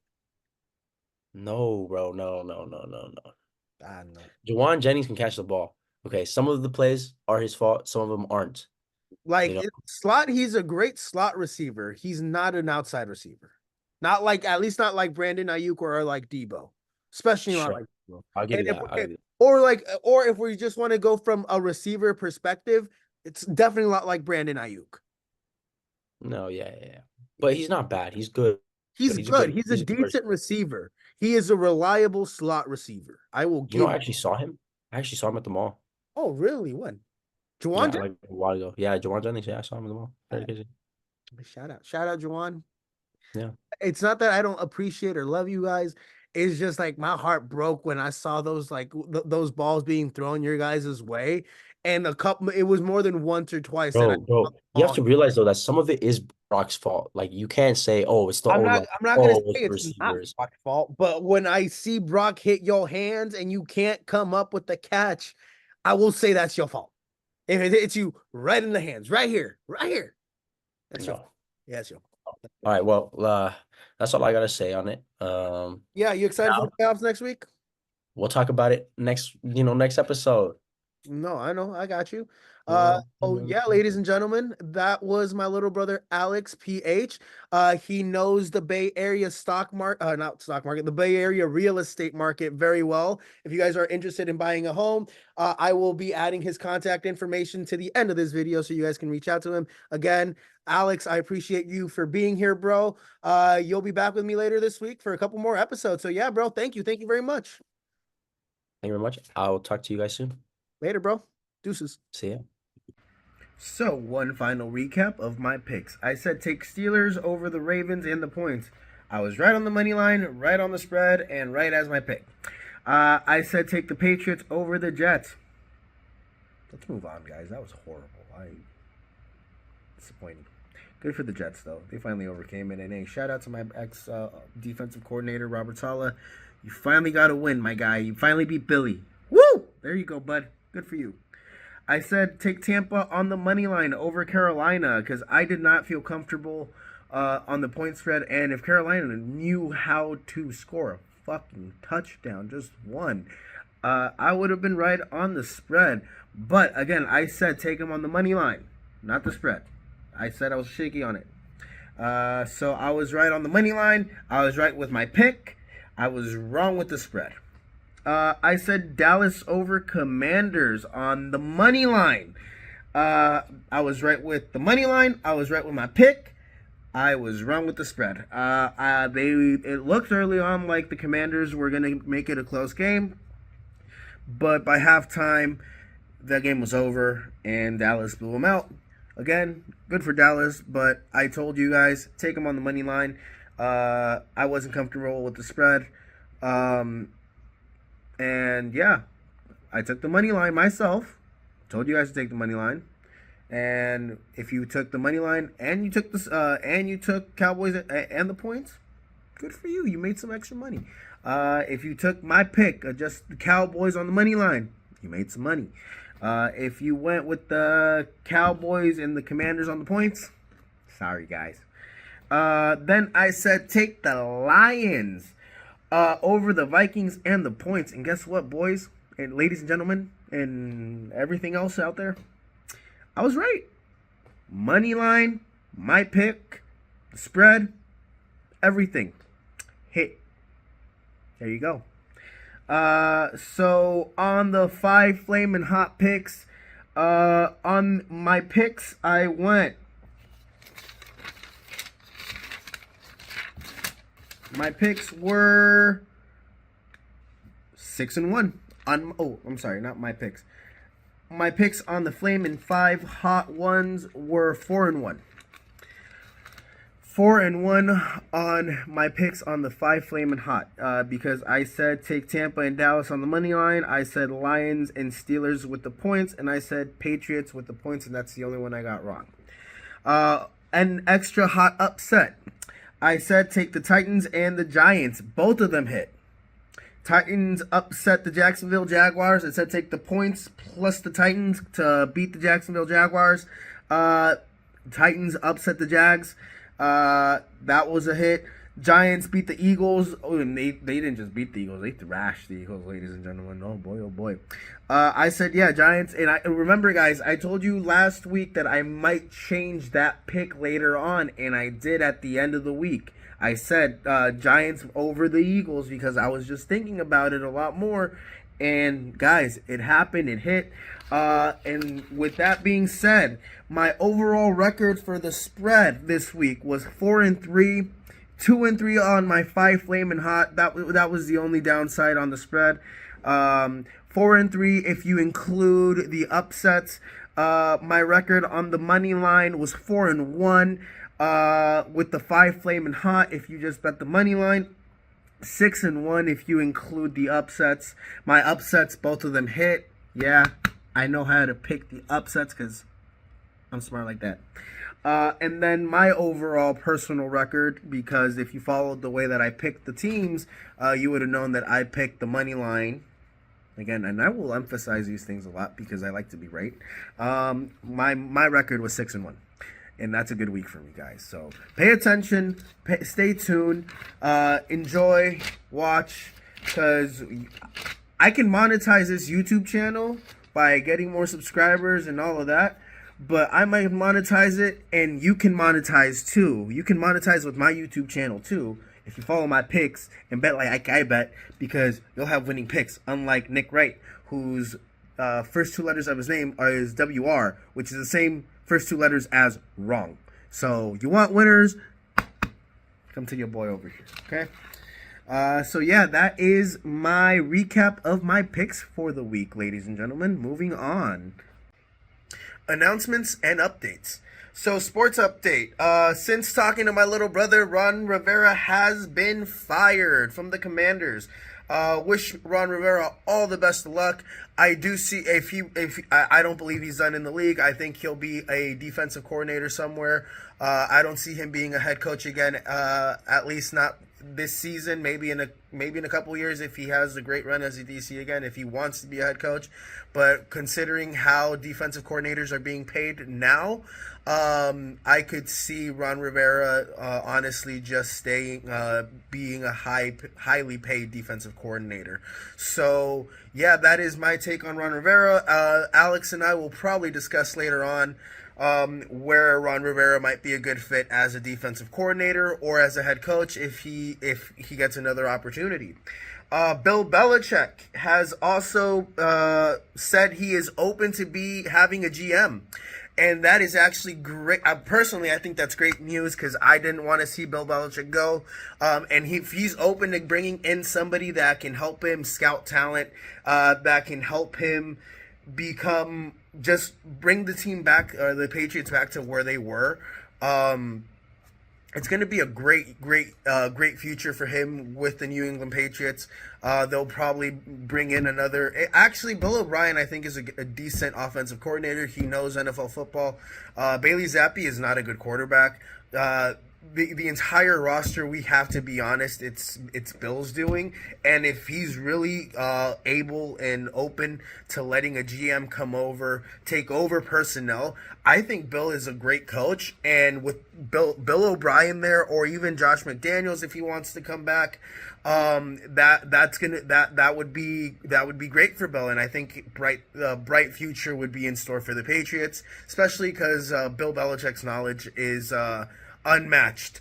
Arguably, I think Andy Reid is the only person that can match Bill Belichick's knowledge in the game at the moment. But other than that, I think Bill Belichick being open to bringing in a GM, helping out with personnel, is great news, and I hope he stays with the New England Patriots, because it'd just be, for me personally, unless he retires, it'd be weird for him to go and coach somebody like the Chargers, somebody like the Cowboys. It just doesn't feel right to me personally. But hey, if he moves on, Bill Belichick, wherever you end up, good luck. I will be looking forward and rooting for you wherever you go, because I believe you are one of the greatest coaches of all time, if not the greatest coach of all time. Shout out, thank you to my little brother Alex. Again, ladies and gentlemen, if you are interested in buying real estate in the Bay Area, in the Peninsula, anywhere in the Bay Area or Northern California area, please reach out to my little brother Alex. He is a licensed real estate agent in the state of California, and I will be putting up his email so you guys can reach out to him. Alex will hopefully be a regular on my podcast with me. We will be going over NFL, NBA, MLB maybe. Actually, we'll go over MLB. I'll brush up on my Giants. I don't know how we'll do this year, but hey, that we can get into the Giants later on. I don't even want to talk about them right now because that's a sour subject. But again, me and my little brother will talk about basketball, NFL mainly. We'll do player picks for the NBA once the NFL season is over, and I can transition my focus to the NBA, because again, I am the only one doing my own research. I am the one doing all the editing for my podcast. I'm the one creating all the graphics for this. I hope you guys notice the improvements of my podcast as you guys watch and tune in for each episode, because I really am putting in a lot of work and a lot of passion into this. Hopefully, once I get a lot of things already designed, put out, saved as templates or whatever, it'll take up a little bit less of my time, and I can put more time into my research just to bring you guys better content, just to be able to deliver better messages, and just to be able to work on my presentation and my delivery for you guys. I really do appreciate you guys for being here. And again, Alex, my little brother, I love you, bro. I appreciate you. You are awesome, dog. Always know that, bro. If it wasn't for you, I think my childhood would have been pretty fucking boring. And dude, having you on here and being able to do this with you, bro, it really means the world to me, and I look forward to doing a lot more of this with you, bro. A&A Radio, my buddy Alex Angelov, I love you, bro. You and I are doing our first crossover, dog. I'm so happy. Yeah, guys, tune in for that. We'll discuss if we do a live podcast or if it's gonna be just a recorded podcast, and we'll figure all that out. If it is a live podcast, it'll be a special episode where A&A Radio crosses over with N1 from the End Zone. I hope you guys enjoy that. That'll be later this week. I'll let you guys know when that episode drops. We'll be breaking down Avatar: The Last Airbender, all the upcoming projects, Legend of Korra, and more. Guys, tune in for that episode. That's going to be a fun episode. If you guys like cartoons, if you guys are a fan of Avatar: The Last Airbender or Legend of Korra, geeks, nerds, guys, tune in for that. That's going to be fun. Me and my buddy Alex Angelov, best friend, brother of 20 years. We go back to elementary school. We used to do Kung Fu together. Great stories. And I love that guy with all my heart too. If he's not like my actual brother Alex, he's just about it. But yeah, shout out to my boy Alex who will be doing an crossover with me this week and breaking down Avatar: The Last Airbender, Legend of Korra. Or we could honestly switch into something else. You might want to stay tuned, but once we get closer, we'll start nailing down the details and I'll give you guys some more information. We are also doing an interview with my boy Johnny Beef.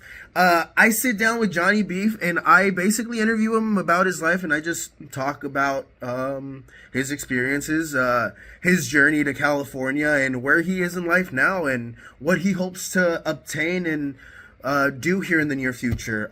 Johnny's been through a lot, guys.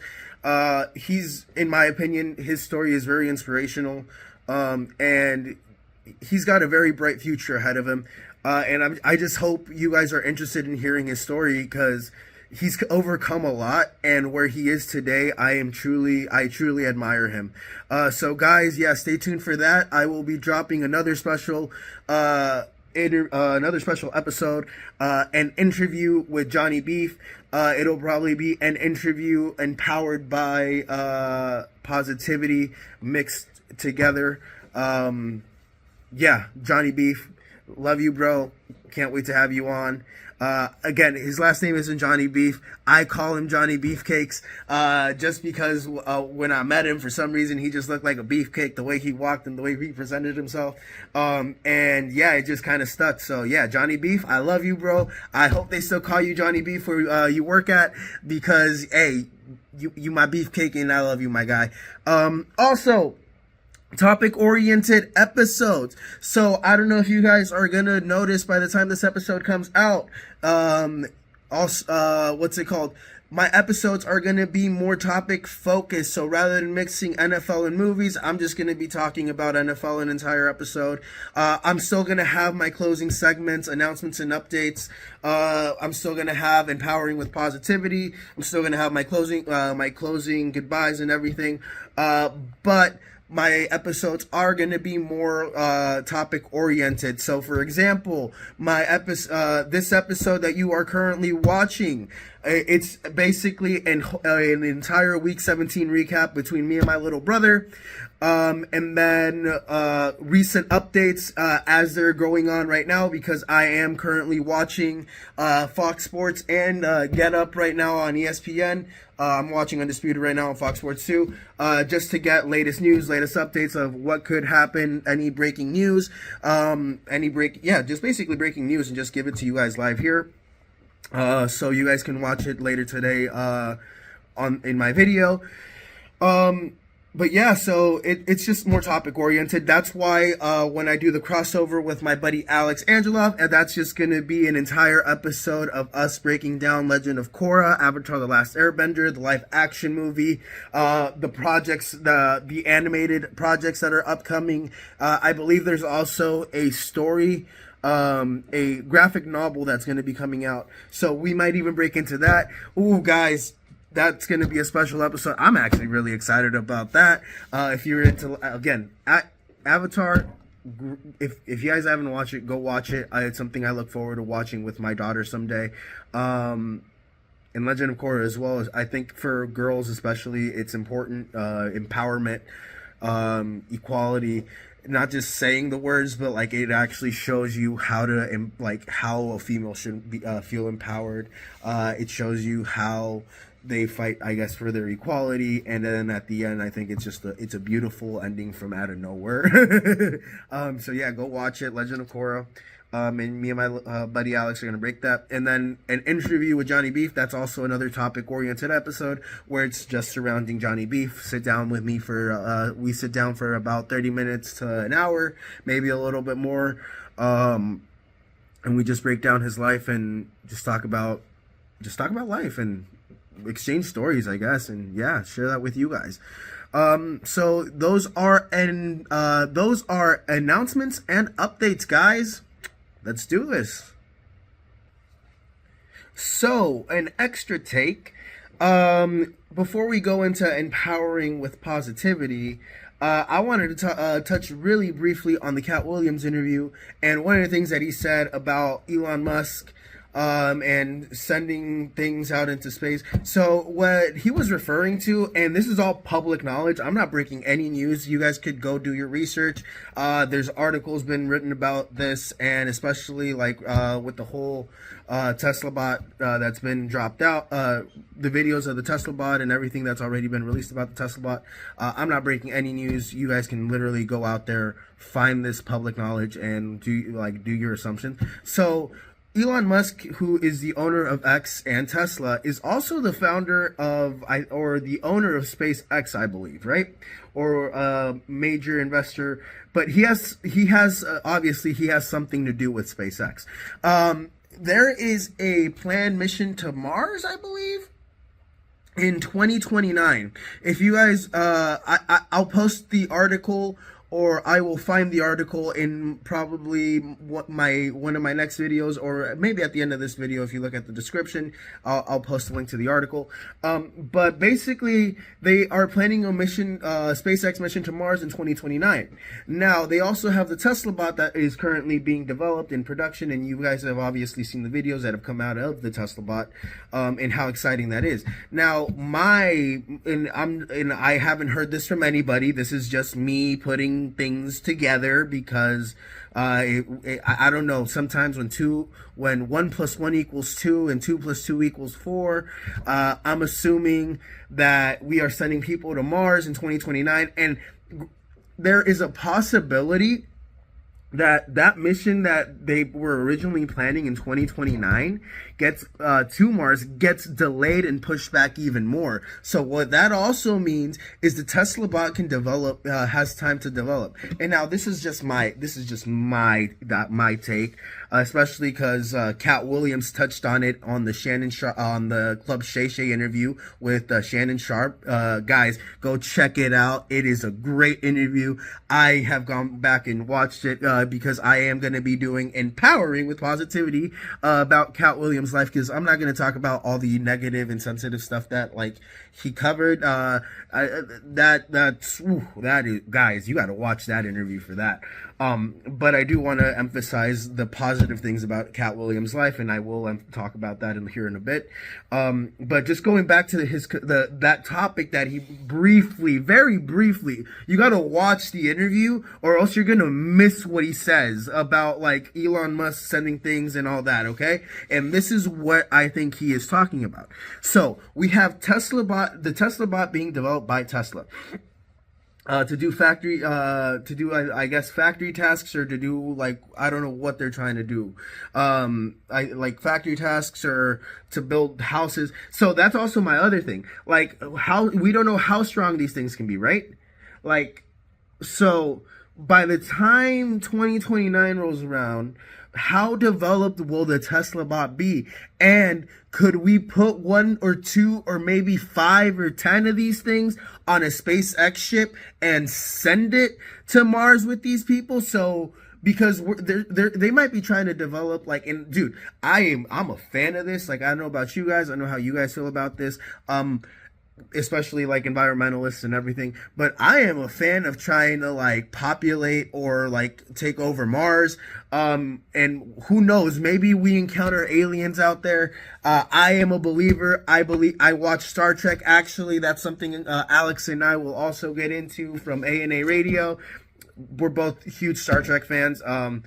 And yeah, I'm an alien believer. The thing that irritates me the most, and I'm a real alien believer, is when people try to come up with fucking video. No, excuse my French again, but try to come out with videos that honestly don't show aliens.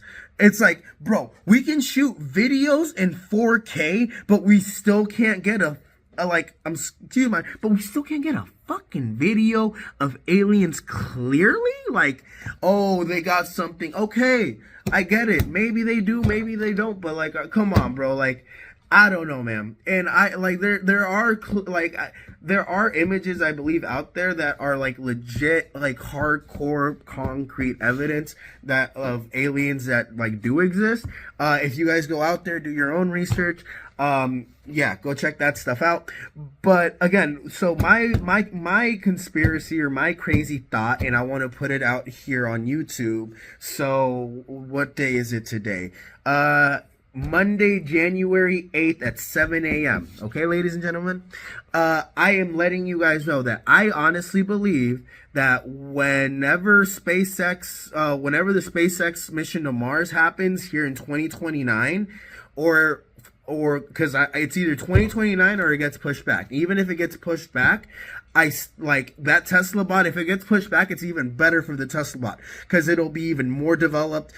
It'll be able to literally build buildings and build domes and build stuff in the atmosphere with like autonomously without humans like actually interfere. It'll be able to build an enclosure and build an atmosphere for human beings. And honestly, God bless you, Elon Musk.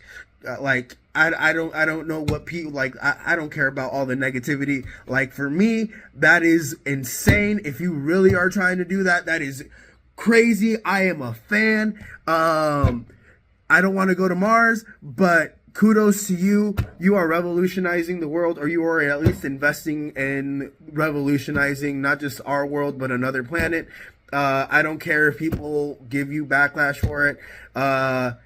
Again, like, dude, like empowering with positivity, like guys, like he personally, he's making one of my dreams come true. Cause I've always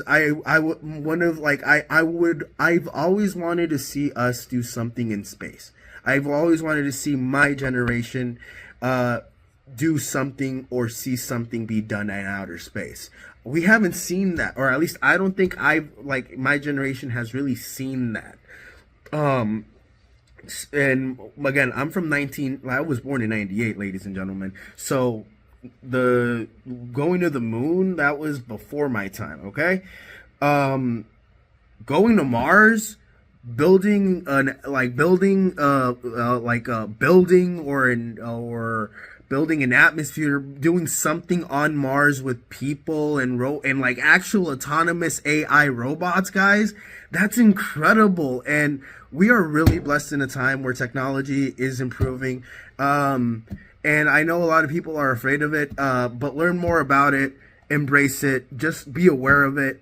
And learn, just the more you learn about it, the more you understand it, the better you're going to feel about it. It's not all bad. It's really cool. And we're really blessed to be in this time. With that being said, let's go to empowering with positivity. So, Cat Williams, yeah, man, he had his interview with Shannon Sharp, went over a lot of stuff, but I'm only going to be going over the positive stuff. Man, Cat Williams has overcome a lot, ladies and gentlemen. If what he says is true, this man literally left his home, where it seems like, by all respects, he was being physically abused by his father. At 13, he left his home in Ohio to Florida.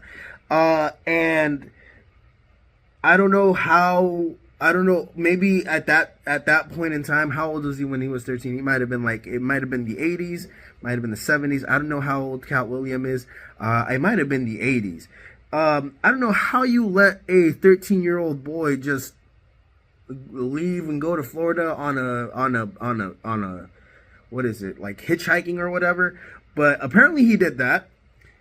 He was a genius. He would read 3,000 books. So Cat Williams is honestly like a unique and like just a unique specimen of a man. He's been through a lot.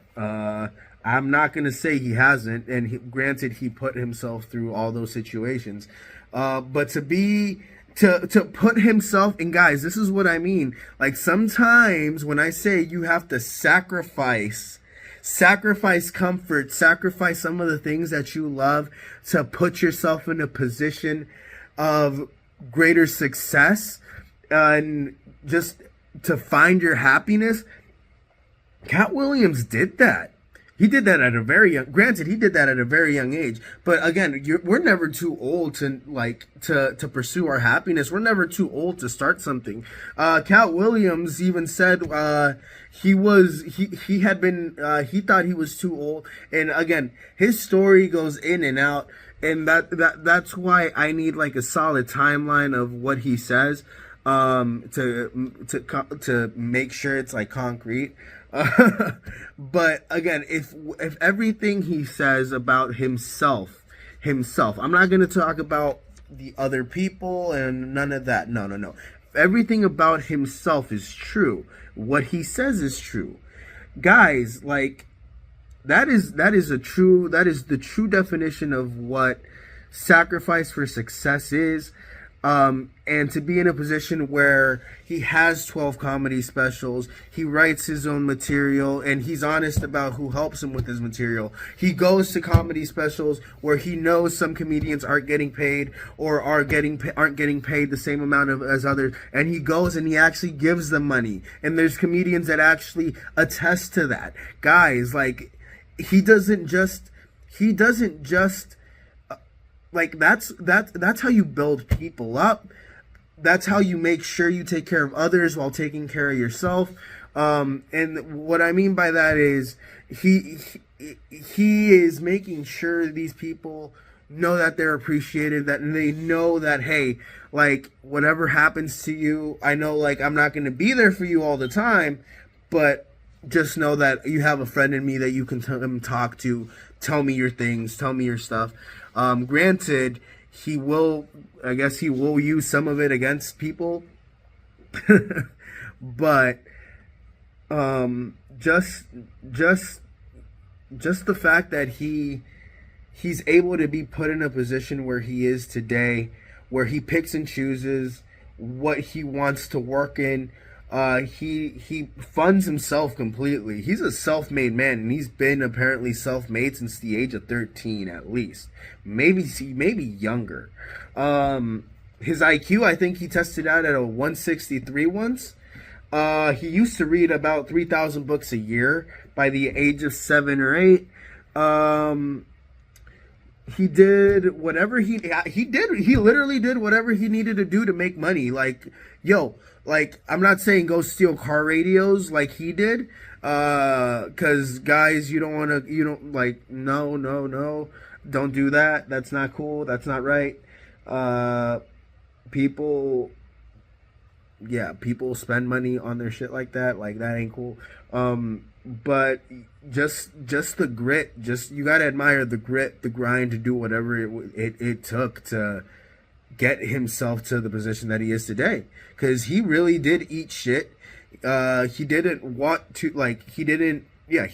really did eat shit for years, being homeless on the street, apparently going up and down the streets in a stroller with his baby and a pistol in the stroller. And now he's worth 7 to 8 figures, I guess, 7 to 8 figures. He comes out and he drops the craziest interviews, and some people have to dispute it. Some people can, some people can't. It's just crazy how this man is just self-made and has put himself in the position that he's in today, and has also helped others along the way, because he has helped others along the way, and there's other people that can attest to that. But yeah, kudos to you, Cat Williams. In this episode of Empowering with Positivity, again, I just want to emphasize, guys, if you're willing to sacrifice, if you're granted, Cat Williams is an extreme case, and he definitely is a special human being from all accounts and purposes. But again, if you're willing to sacrifice, if you're willing to work hard, because again, that is the embodiment of sacrificing and working hard. Cat Williams is him. Like, he does it all himself, and that's very admirable, especially because I'm doing it all myself for you guys on this podcast. I create my own graphics, I edit these entire videos, and then I post them. And yeah, just guys, just sacrifice a little bit for yourselves, for your mental health. Work hard on yourself, and I'm not saying change your entire personality like that from day to night, but work on something a little bit, like once a day. Like it could start off with like once a day, it could start off with like once a month, once a day, once a week, just little micro doses. Get your body used to it or whatever. Whatever you got to do to wean yourself into it. But once you guys can start focusing on that, you guys are gonna be happy. You guys are probably already happy. But just know that you guys are the light in the darkest day. And I appreciate you guys for being here, and I appreciate you guys for watching this. That's Empowering with Positivity, guys.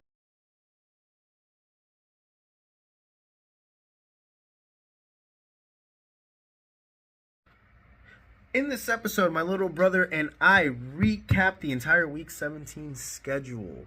I gave you guys a recap of my Week 17 picks. I went 6-1, guys. That's a winning week. And if you bet responsibly and you tune in and you follow, you could be making money too, because my picks, they're gold and they're going to make you money too. We did announcements and updates where I gave you guys a preview of what's to come later on the podcast.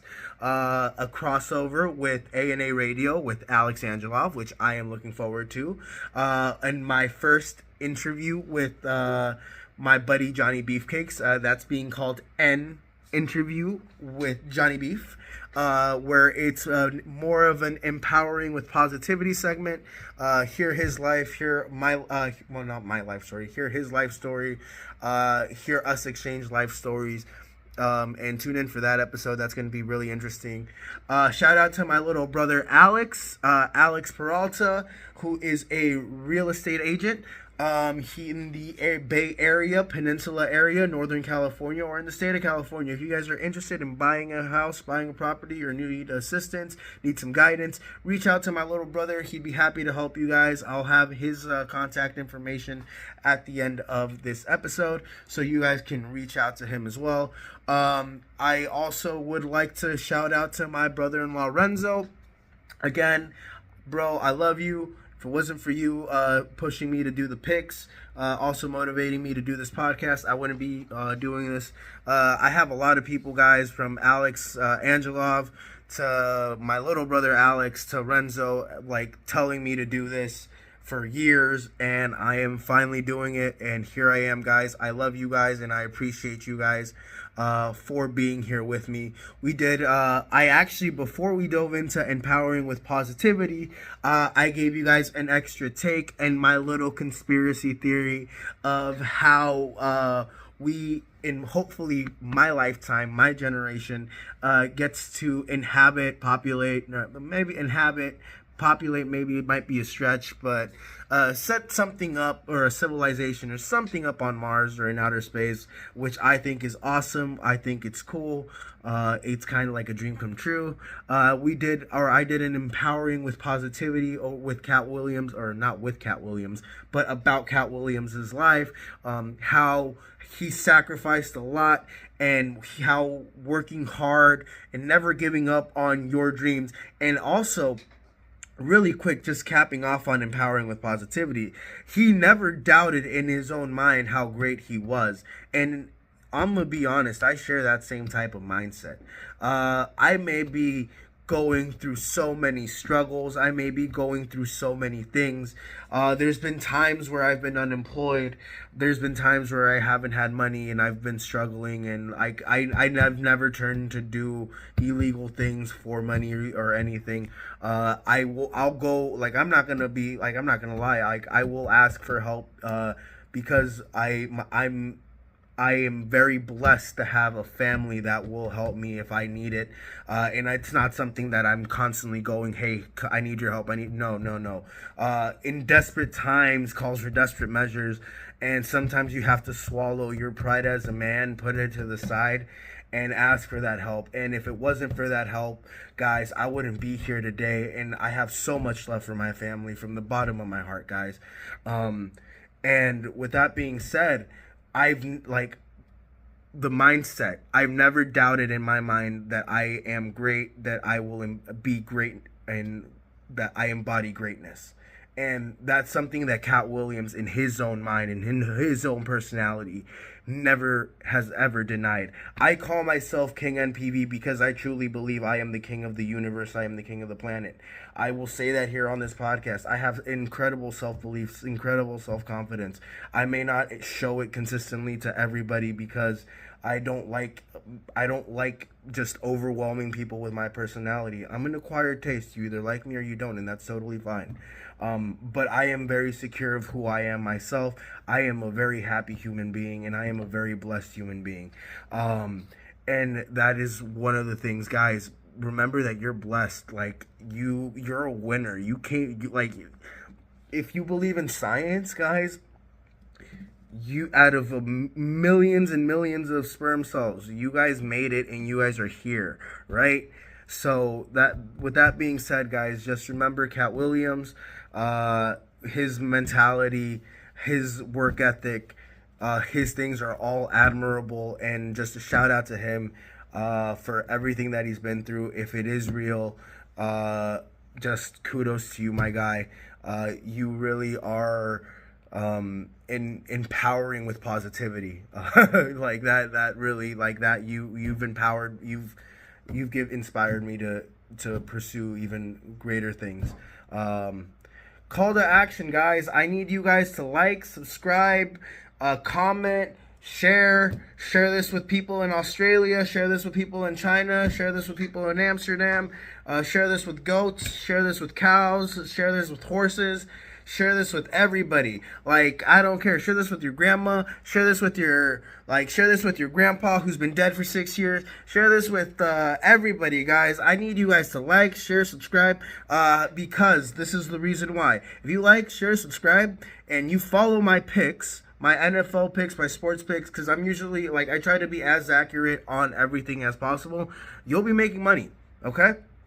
So I can monetize this with your likes, your follows, your subscribes, your comments, because your comments go a long way for topics of conversation.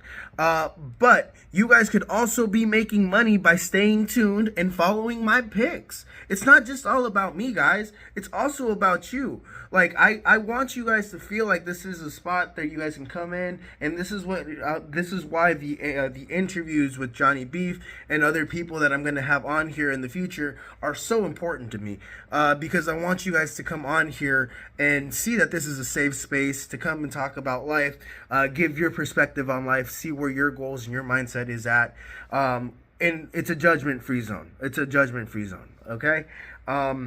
So yeah, aside from that, you guys can maybe be making money as well watching my podcast, liking, subscribing, sharing, and following my picks. Because if you don't want to listen to the other human being stuff or the movie stuff, you guys could be making money just following my NFL picks or my basketball picks, even player picks, because my little brother, he's good at that.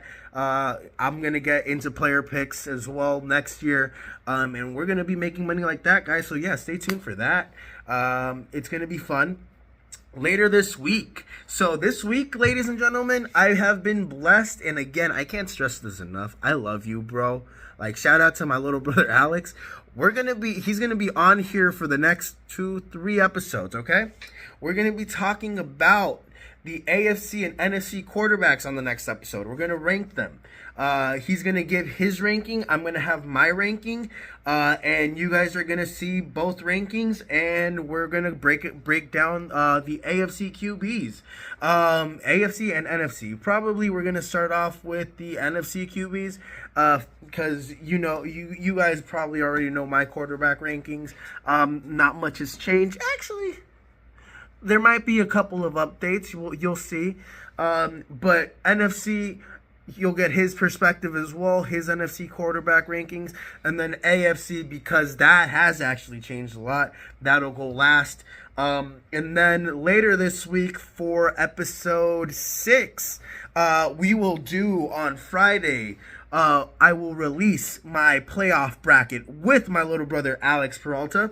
That's going to be another fun episode where you're going to get my picks for Wild Card Weekend, plus we're going to do the entire playoff bracket to our Super Bowl picks. So stay tuned for that, guys. You guys are really going to enjoy that episode. And yeah, guys, I appreciate you guys. After that, then I will have my episode with Alex Angelov. We were gonna do our A&A meets N1 in the end zone crossover. We'll probably come up with a catchy name. And that'll be my first crossover podcast, so I'm looking forward to that. Alex, I love you, bro. Looking forward to that. We're gonna do that, and then an interview with Johnny. So, dude, guys, I got a lot planned. Might have to reschedule a couple things, but yo, this is gonna be exciting. Stay tuned, guys. There's a lot of content coming. I got a lot of ideas in my mind that with this channel I'll be expressing. You guys literally just watched episode 004. I appreciate you guys for being here. Hopefully you enjoy this content and you'll be coming back and staying tuned for more episodes. You guys can follow, like, subscribe, share, comment again at N1 from the N_zone. You can follow me at Twitter on at Twitter/X, Instagram, Facebook. Not Facebook. I'm not on Facebook. Instagram, Twitter, X, TikTok. That's where you can follow me at N1 from the underscore at N1 from the N_zone. Again, follow me at N1 from the N_zone. I appreciate you guys for being here. I love you guys, and thank you. Thank you very much.